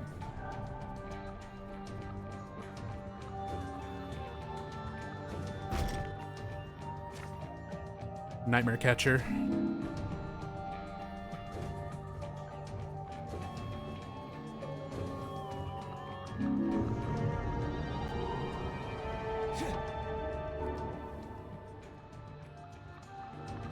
But you like that frustration? That's fair. I can deal with a certain amount of frustration in a game. Dark Souls and stuff, for example. I love the Dark Souls series, and the level of frustration that goes along with, like, getting all the way to some place and then dying and having to get all the way back to it again. You know, that sort of struggle of loss of progress and stuff like that, I'm good with. I'm fine with. But when something is like core mechanically frustrating, I don't have a good time with it. Like, Dark Souls is difficult and it's frustrating, but it's fair. I never feel like I'm getting cheated out of a death in Dark Souls. I feel like, oh, I'm an idiot for thinking that I could get so close to that ledge and then fall. I'm an idiot for thinking that I could go in and fight this thing and then get fucked. You know, it never felt unfair. Siren, there's a lot of weird stuff mechanically that's just like, oh, I thought that I could go this direction because I can look through the eyes of this sniper and he doesn't see me. But then when I actually move to this spot, he sees me and I get shot and die. Fuck. Like, that's frustrating. That's really frustrating in Siren. Rule of Rose, the combat is just so bad. Like, mechanically, it is frustrating. I don't like stuff that's mechanically frustrating. Book of Memories. Great example. I wouldn't be quite so frustrated about playing this game if it functioned at all mechanically like you would expect a dungeon crawler or an RPG or anything like that to function. But like, we just leveled up. But like, what do the stats mean? Here's your HP bar. It sure is green, isn't it? But how much is it? How much do you have? You see numbers whenever you do damage to enemies. What are the numbers as far as your HP? I just leveled up, so my experience bar is empty. How much experience was that? How much does it take to level? How much do you get per kill? Do you even get it per kill? Like, there's so many elements where this tries to be an RPG, but it is mechanically frustrating because it doesn't follow typical RPG rules. It doesn't follow typical dungeon crawler rules. Like, none of this stuff means anything.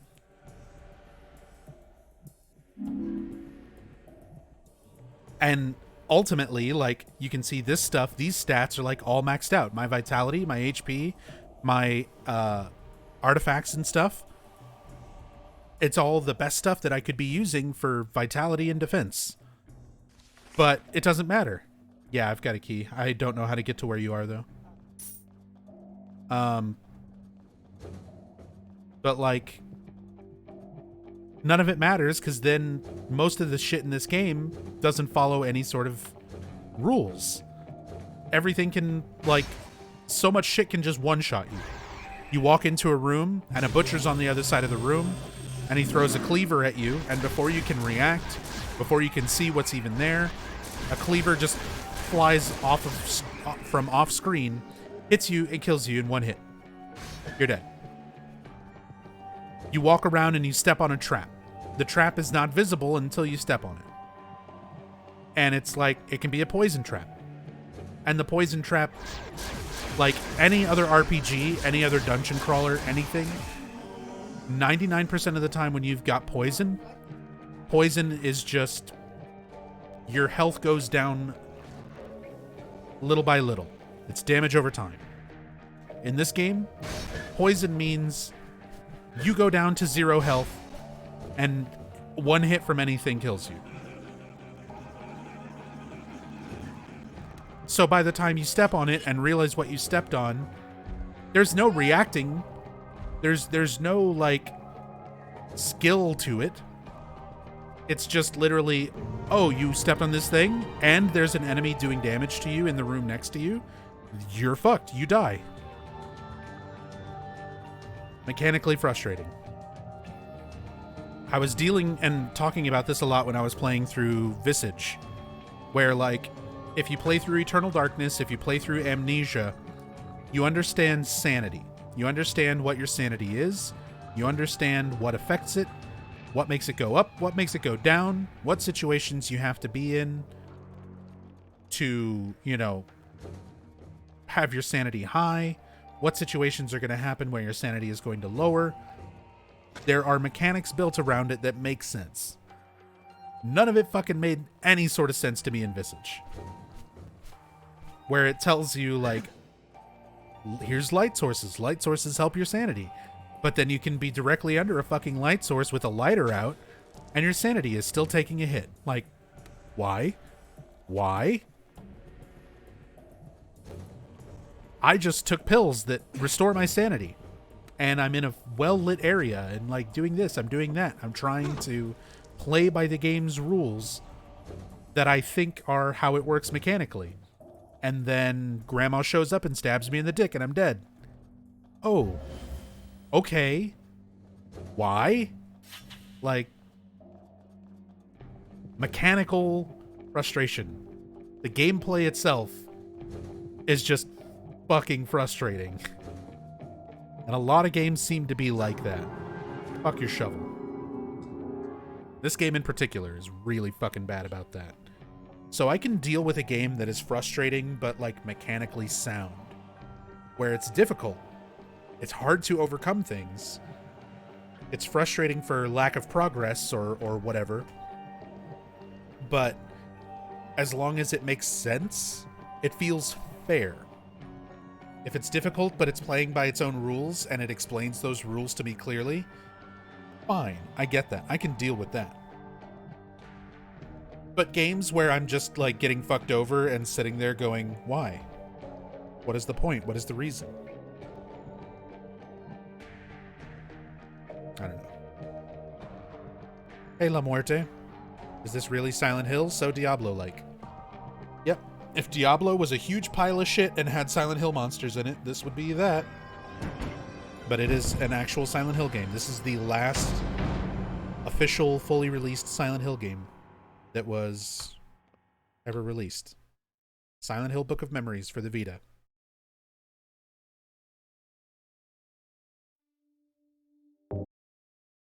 It is the cash grab of cash grabs. It's actually more of a cash grab than the fucking gambling game. The slot machine had more love and effort and care put into it than this. Like, not even joking.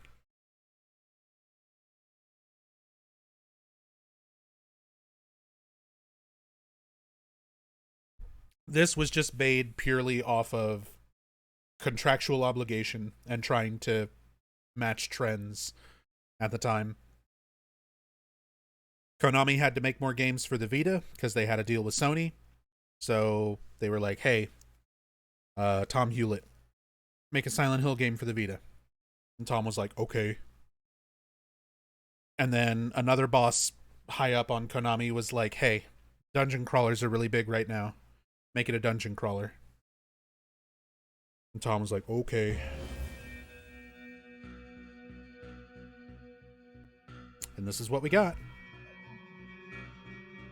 And at that point, I think Tom already knew he was going to be leaving Konami and going to work for WayForward. So I feel like they really didn't even fucking try with this. They just did, like, the absolute most brain-dead application.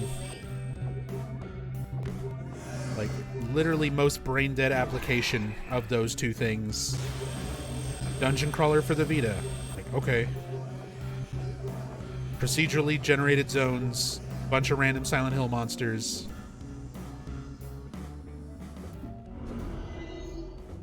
But, like, the combat systems are all shitty. The mechanics and stuff are all shitty. None of the RPG elements make any kind of fucking sense. None of the Silent Hill elements or story elements make any kind of fucking sense. I'm grinding down that butcher.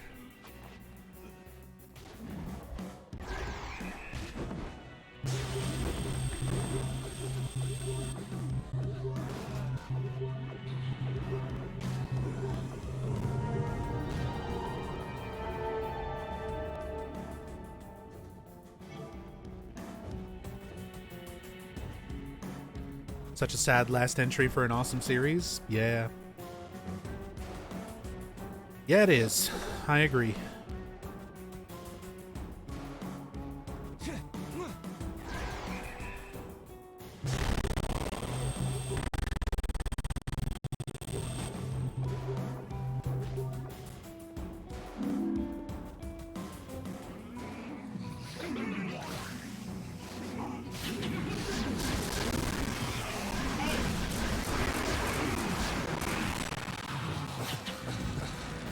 Ow, ow.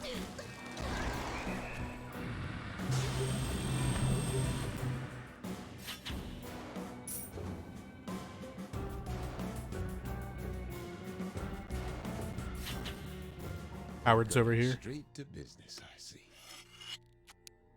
I think I've got just the thing.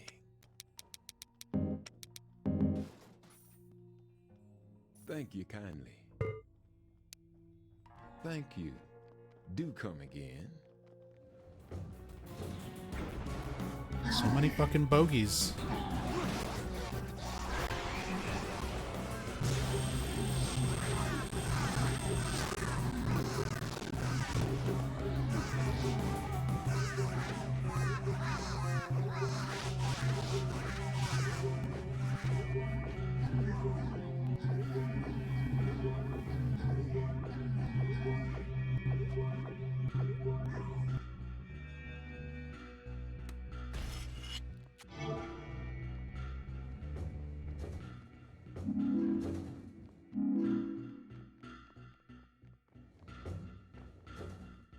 Locked door over here on the left.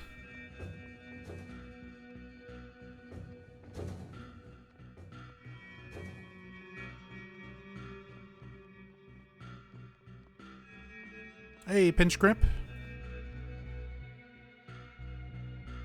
Yeah, I saw that you subbed offline. Thank you so much. Really appreciate the support. And welcome to the stream. Thank you. Hope you're having a good Monday. Sorry that it's me getting mad at Book of Memories. But that's kind of our regularly scheduled programming for Mondays for a while.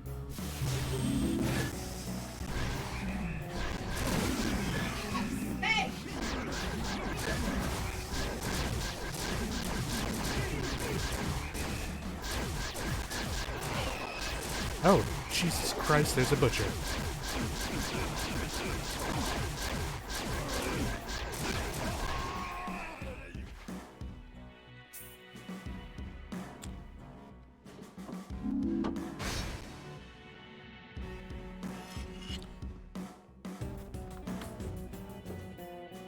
Found me through Sci-Fi Guy? Nice. Yeah, that is one of our good friends and supporters for quite a long time here on the channel, Dorian House, who runs the Sci-Fi Guy channel on YouTube, because I don't mess with YouTube archiving or YouTube content myself.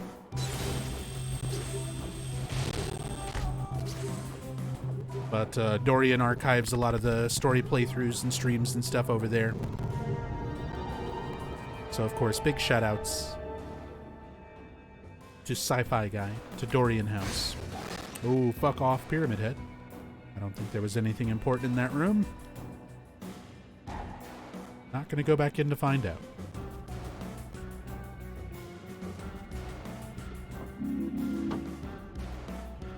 And, of course, if you like the stuff that was on Dorian's channel, on the Sci-Fi Guy channel,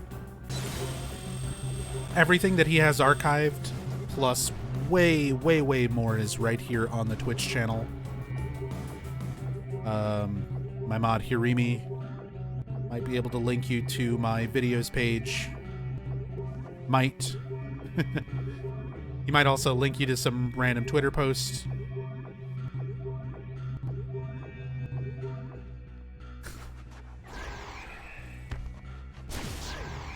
Or whatever happens to be in his Control-C at any given time. but sometimes he can link you to my my video archive section on Twitch here. There we go. Thank you. But yeah, all the story playthroughs, everything that's on YouTube is just a very small fraction. I've been doing Silent Hill story playthroughs, challenge runs, speed runs, and stuff like that for about 6 years, 6.5 years, almost 7 years now.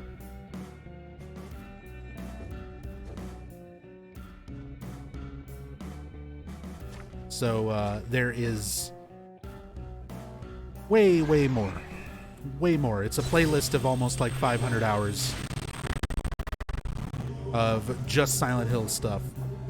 Not to mention a bunch of other playthrough videos.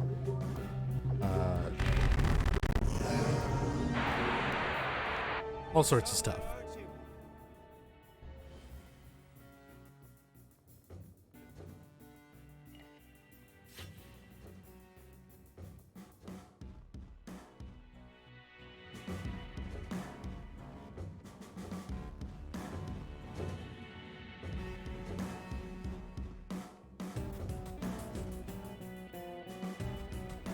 Thank you again for that sub, Pinch Grip. Especially offline. A lot of people, they'll wait until like a stream or till they can actually catch something live that they want to watch. Appreciate dropping by and subbing even if I'm offline.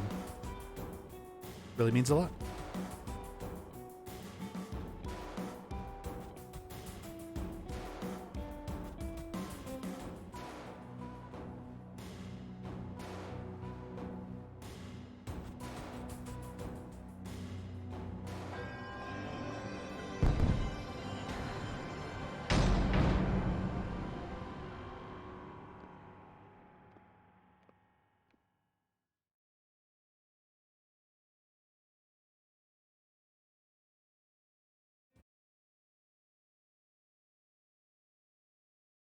Oh, Steel Guardian. Which usually breaks our lobby, right? Because the credits... we'll see.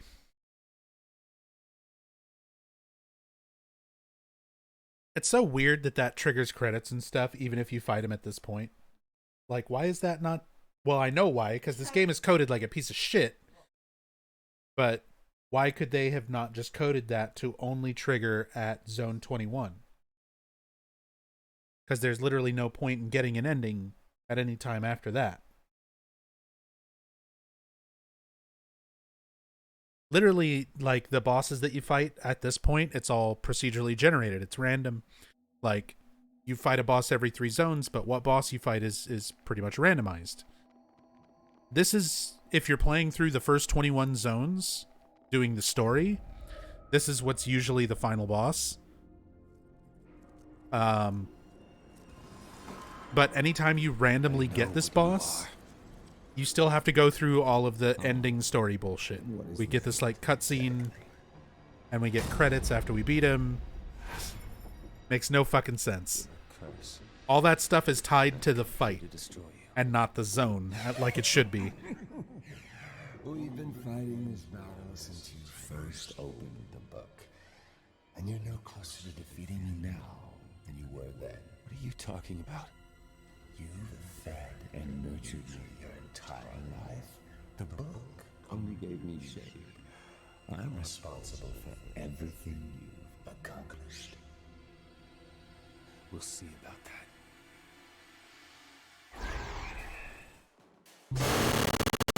Also, rip ears.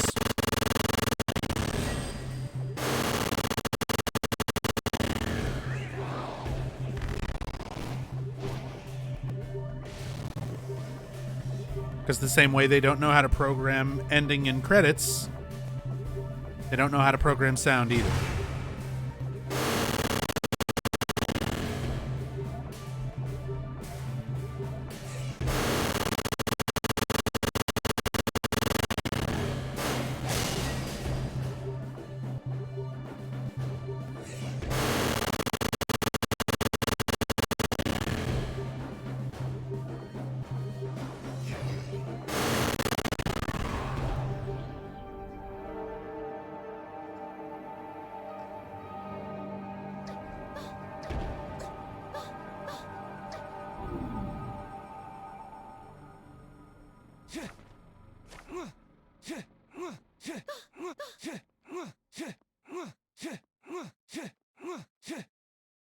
Having eliminated any opposition, I was free to alter the chapters. No. Next zone.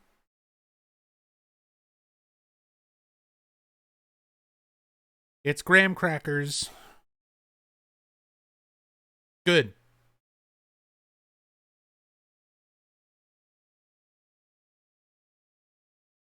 Yeah, there's usually... It's probably like a 50-50 chance where whenever we get an ending after a Steel Guardian, that it'll desync multiplayer lobbies. So a lot of times me and Rachel, like, we have to remake a lobby. We have to completely, like, restart the game and then make a lobby because it fucking breaks after that boss most of the time, or at least half the time. I'd say more often than 50, but, you know, whatever. Point is, this game sucks. It's shit. And it'll break after that boss if you're doing multiplayer a lot of the time.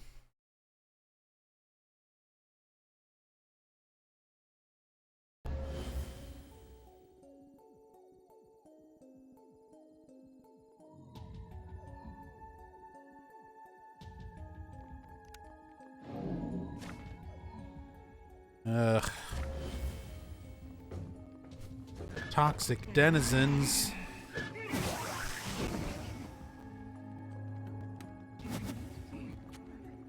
It's gonna be annoying whatever the fuck it is.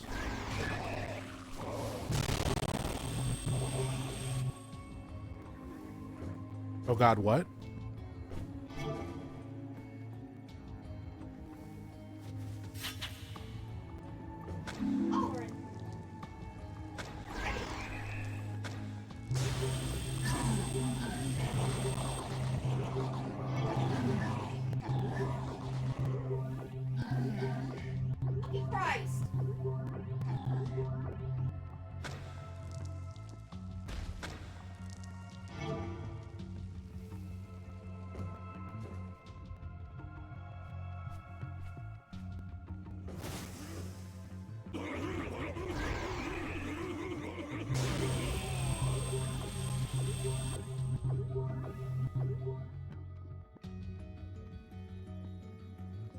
Artifact room.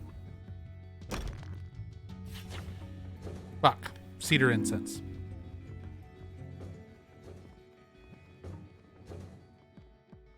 Seed packet.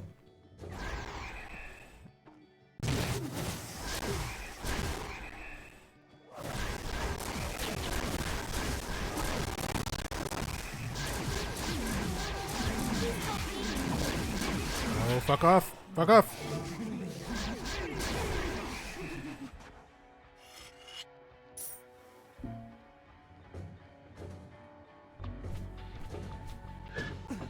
Stupid raw shocks. Watch out.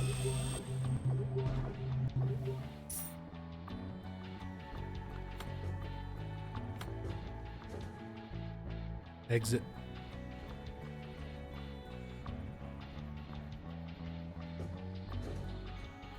So close to halfway there.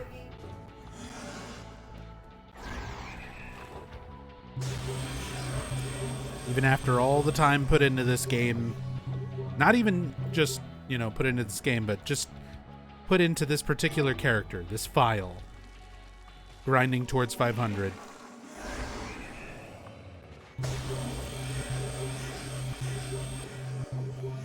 And we're still only just now approaching halfway.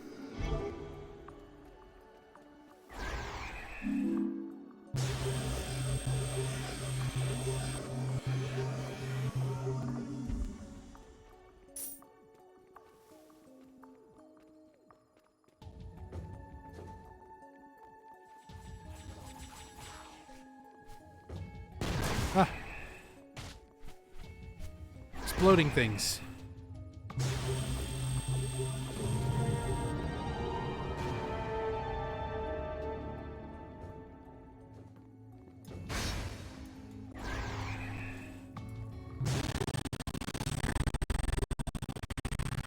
Cancers.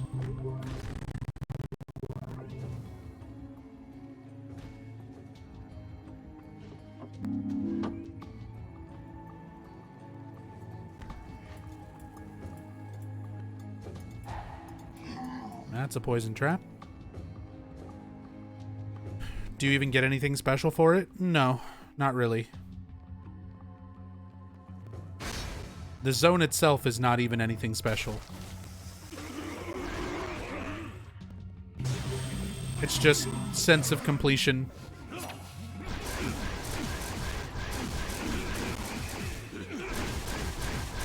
Because I'm that guy who plays Silent Hill. And I want to be able to say I have completely 100%ed every Silent Hill game. And that includes going through all this bullshit. But the only thing that we're really, like, getting, the only thing we're really, like, unlocking by going through all these zones is a little bit of artwork. Whenever you, whenever you're doing, like, the level select,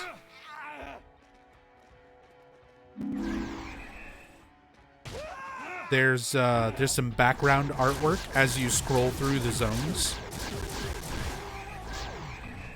And the farther you're essentially descending down and, you know, further down, more and more and more, every zone that you do. So as you descend further and further down, you get different artwork.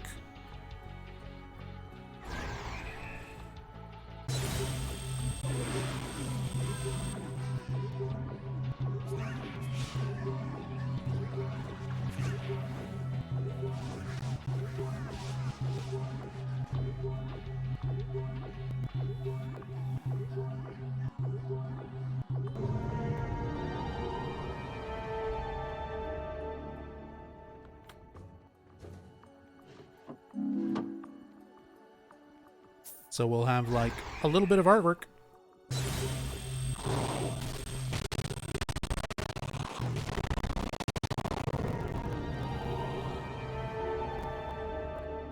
Wasn't there some debate about...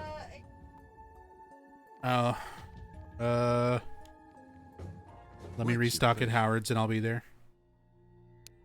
Spend those I mean, memories wisely, yeah, huh? I wasn't able to find any confirmed 500th zone Don't you like waste gameplay footage for this See you game. again. The only thing I've been able to find is like screenshots of somebody showing zone 500 on their level select. And that could easily be done by modifying save files.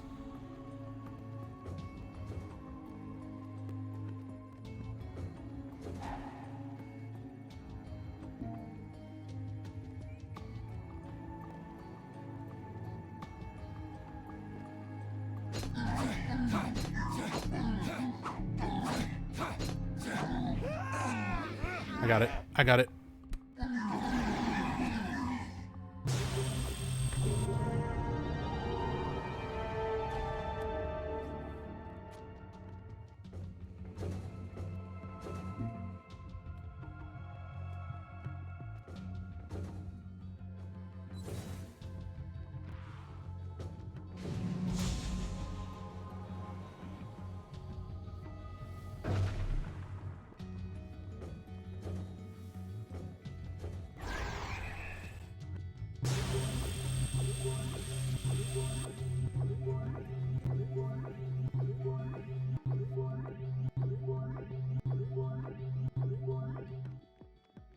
Don't know what the fuss is about. This looks great. I mean, you forgot your kappa. Or if you're being serious, you are welcome to get yourself a PSTV and mod it, or a Vita and play it yourself, because, you know.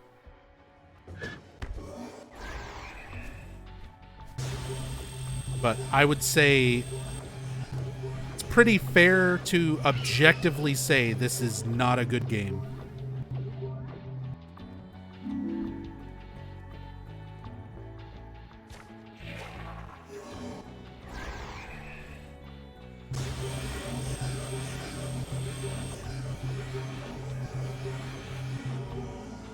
And if you're ever unsure about it, there are hundreds upon hundreds of hours of me playing it archived here on the channel.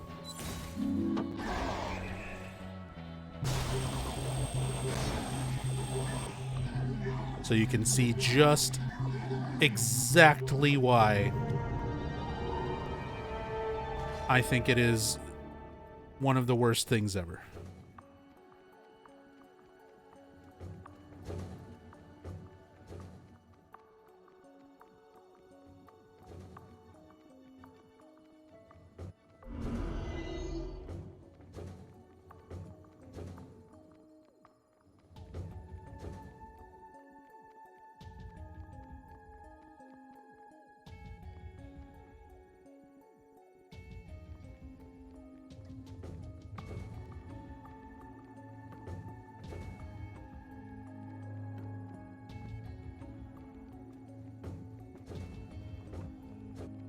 That's not it.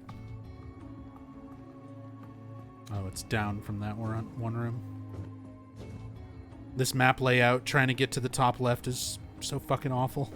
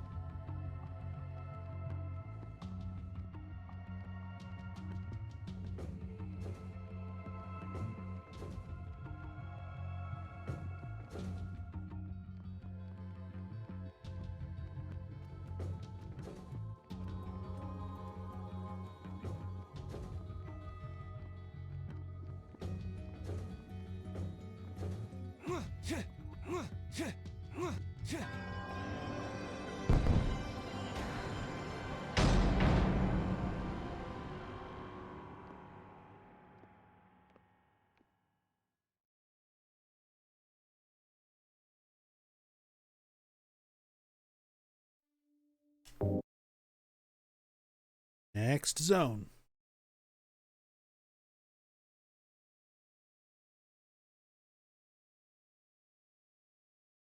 Just 11 more. 11 more. I'll officially be halfway.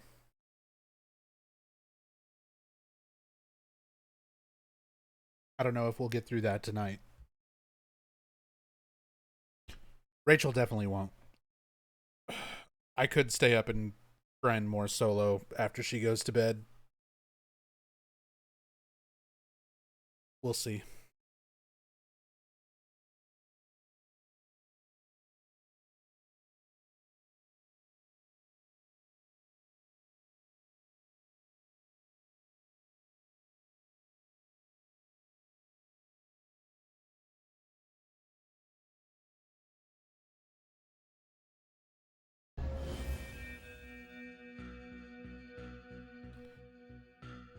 Do.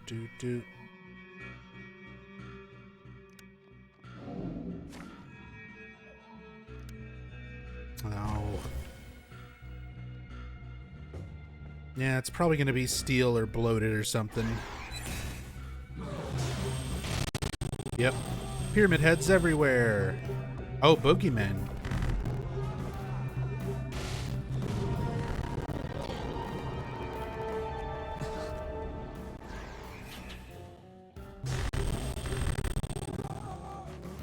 Yeah, pyramid heads everywhere means you're going to walk into a door, and he's going to be standing there, and he's going to stab you, and you're going to die.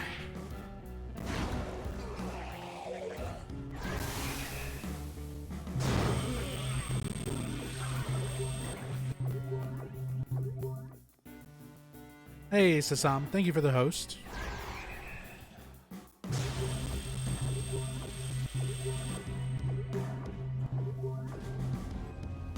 Hope you're doing well tonight.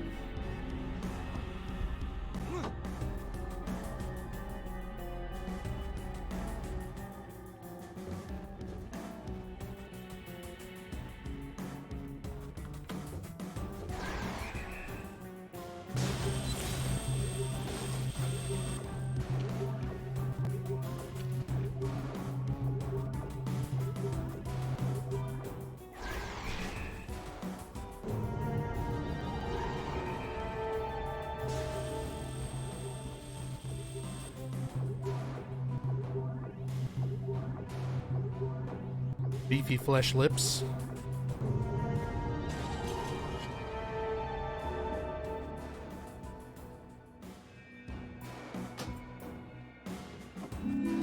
Okay, I'm like, there's gotta be at least one key in this fucking room. It's literally 3 locked doors.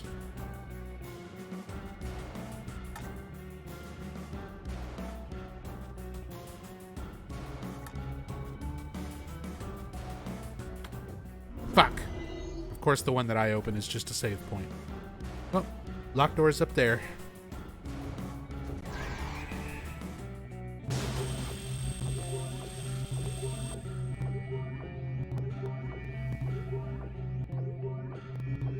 Finally through the Twitch ads. You're somewhere, aren't you? I've got a monster, just like the others. Well, thank you for the, like, 2 cents that I get. But I would still, just, you know, use an ad block. Howard. Waiting for you. It's Assam, thank you for the host. Hope you're having a good night.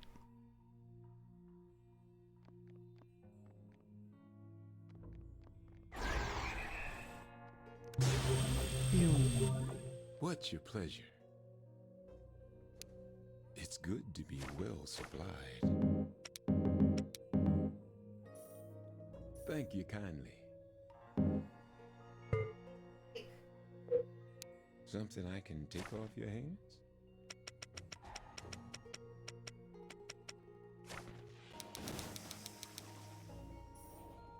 Don't spend it all. Don't be a stranger. Can't block the pre-roll ad anymore. It breaks through everything. Oh, shit, really? I finally just caved in and got fucking Twitch Turbo. Because I got so sick of dealing with the ads.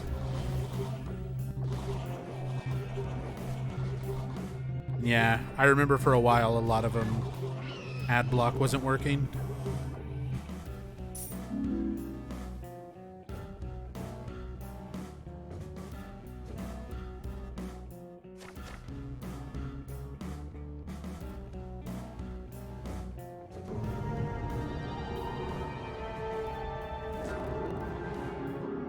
Baltiel's reward is a hammer. It's a bogeyman hammer.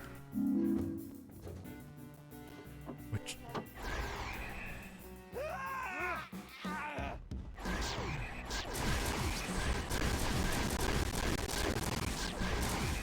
Which, for as strong as the bogeymen are in this fucking game,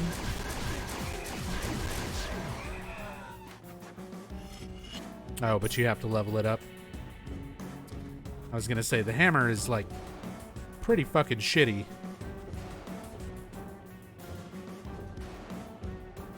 Too slow.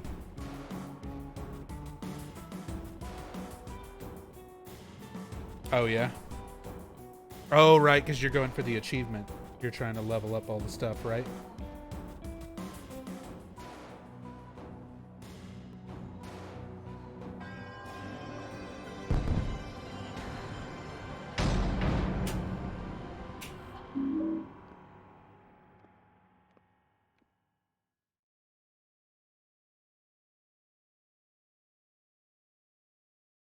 Oh, the butcher's cleaver, trying to kill stuff with the butcher cleaver.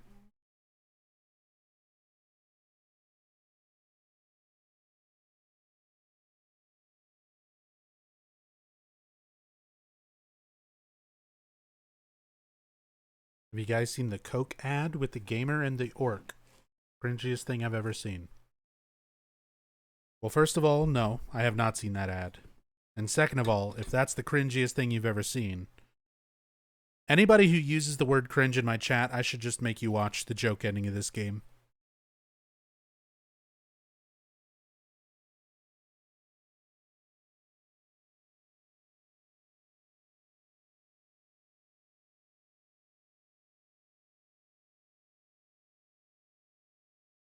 We watched it though last week. Well, you're in here talking about cringiest thing you've ever seen. Although I have not seen the orc ad. If the orc ad is worse than Book of Memories joke ending, then shit, I don't know. I don't know what to say. Don't you dare. Oh, I will dare. Gnomes! Baltiel wants us to collect all of his gnomes.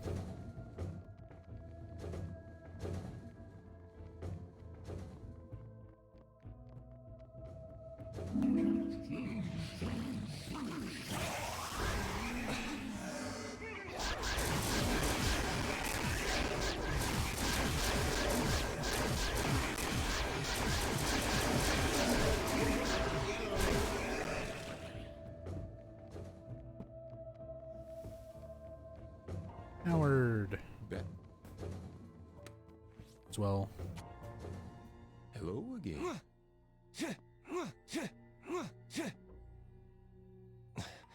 I'm not a well man. Of course. You're not friends with that red pyramid thing, are you? You look like hell, kid. I think I've got I'm being just the what I Rorschach. Thank you kindly. Not friends with that Drop red by anytime. pyramid thing, are you?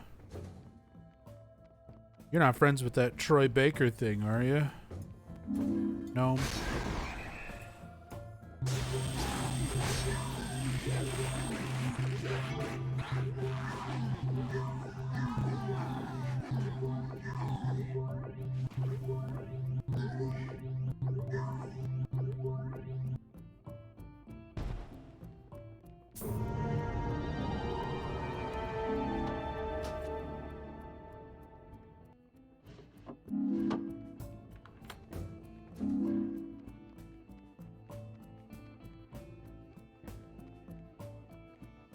Locked door up here. Got no keys.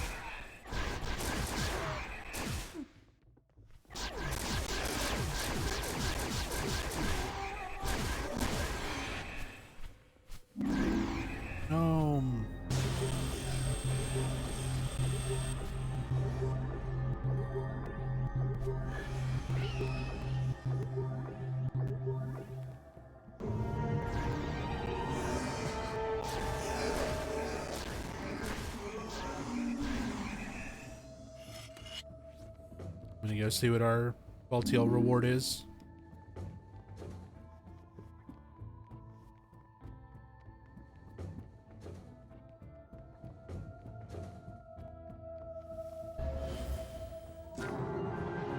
Kathy the kitty.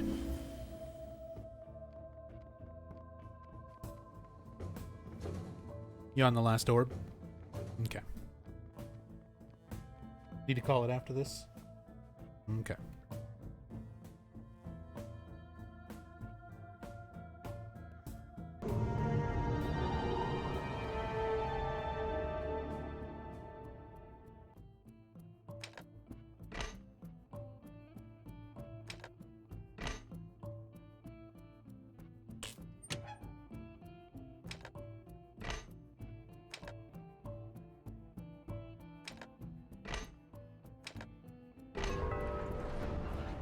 All right.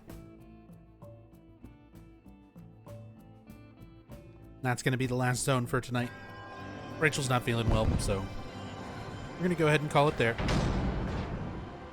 Still a little bit more progress. We're very, very close to the halfway point. We'll probably... Oh, fuck, a Wood Guardian. Yeah, we'll destroy Wood Guardian real quick. But we're getting really close to the halfway point. We'll hit it next Monday.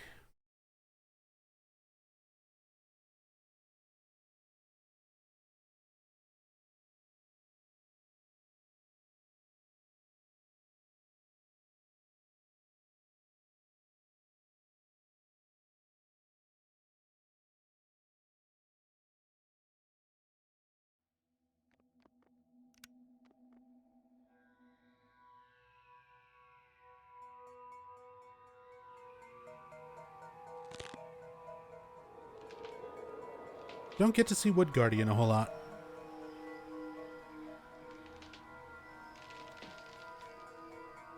Yeah.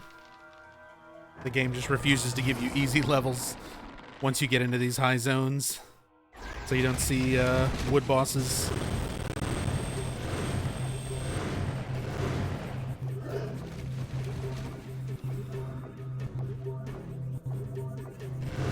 And he's dead. Sure is a cool boss.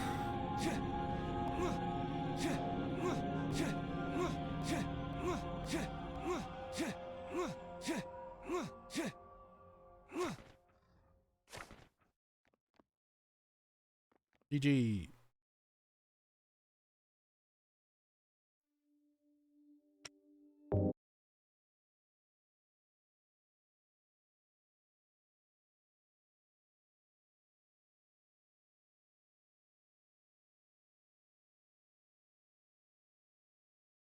And since I was talking about it earlier, the zone select art, just going to show you guys real quick before I end the stream.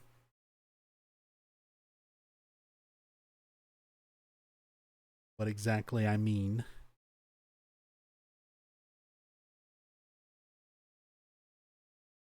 Of course, we got to sit through these long-ass load times. It's for the zone select screen. There we go.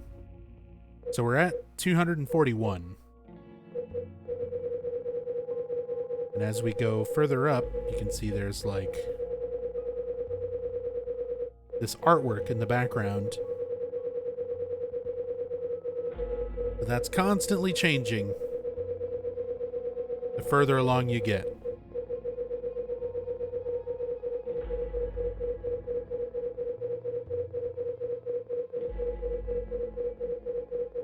It's just one really long piece of vertical artwork, basically. That starts right here. So at surface level, it's like, I guess that's supposed to be Silent Hill. That's the town.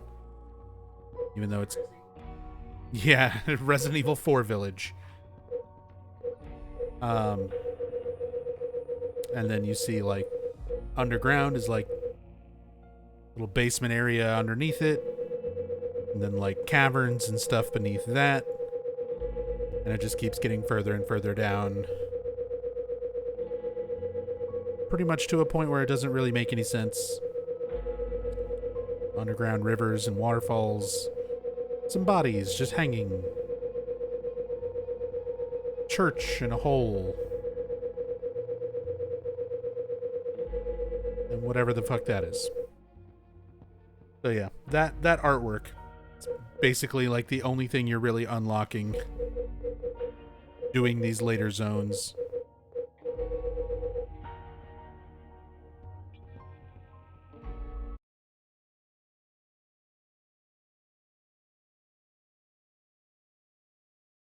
And I've already seen what the artwork is for Zone 500.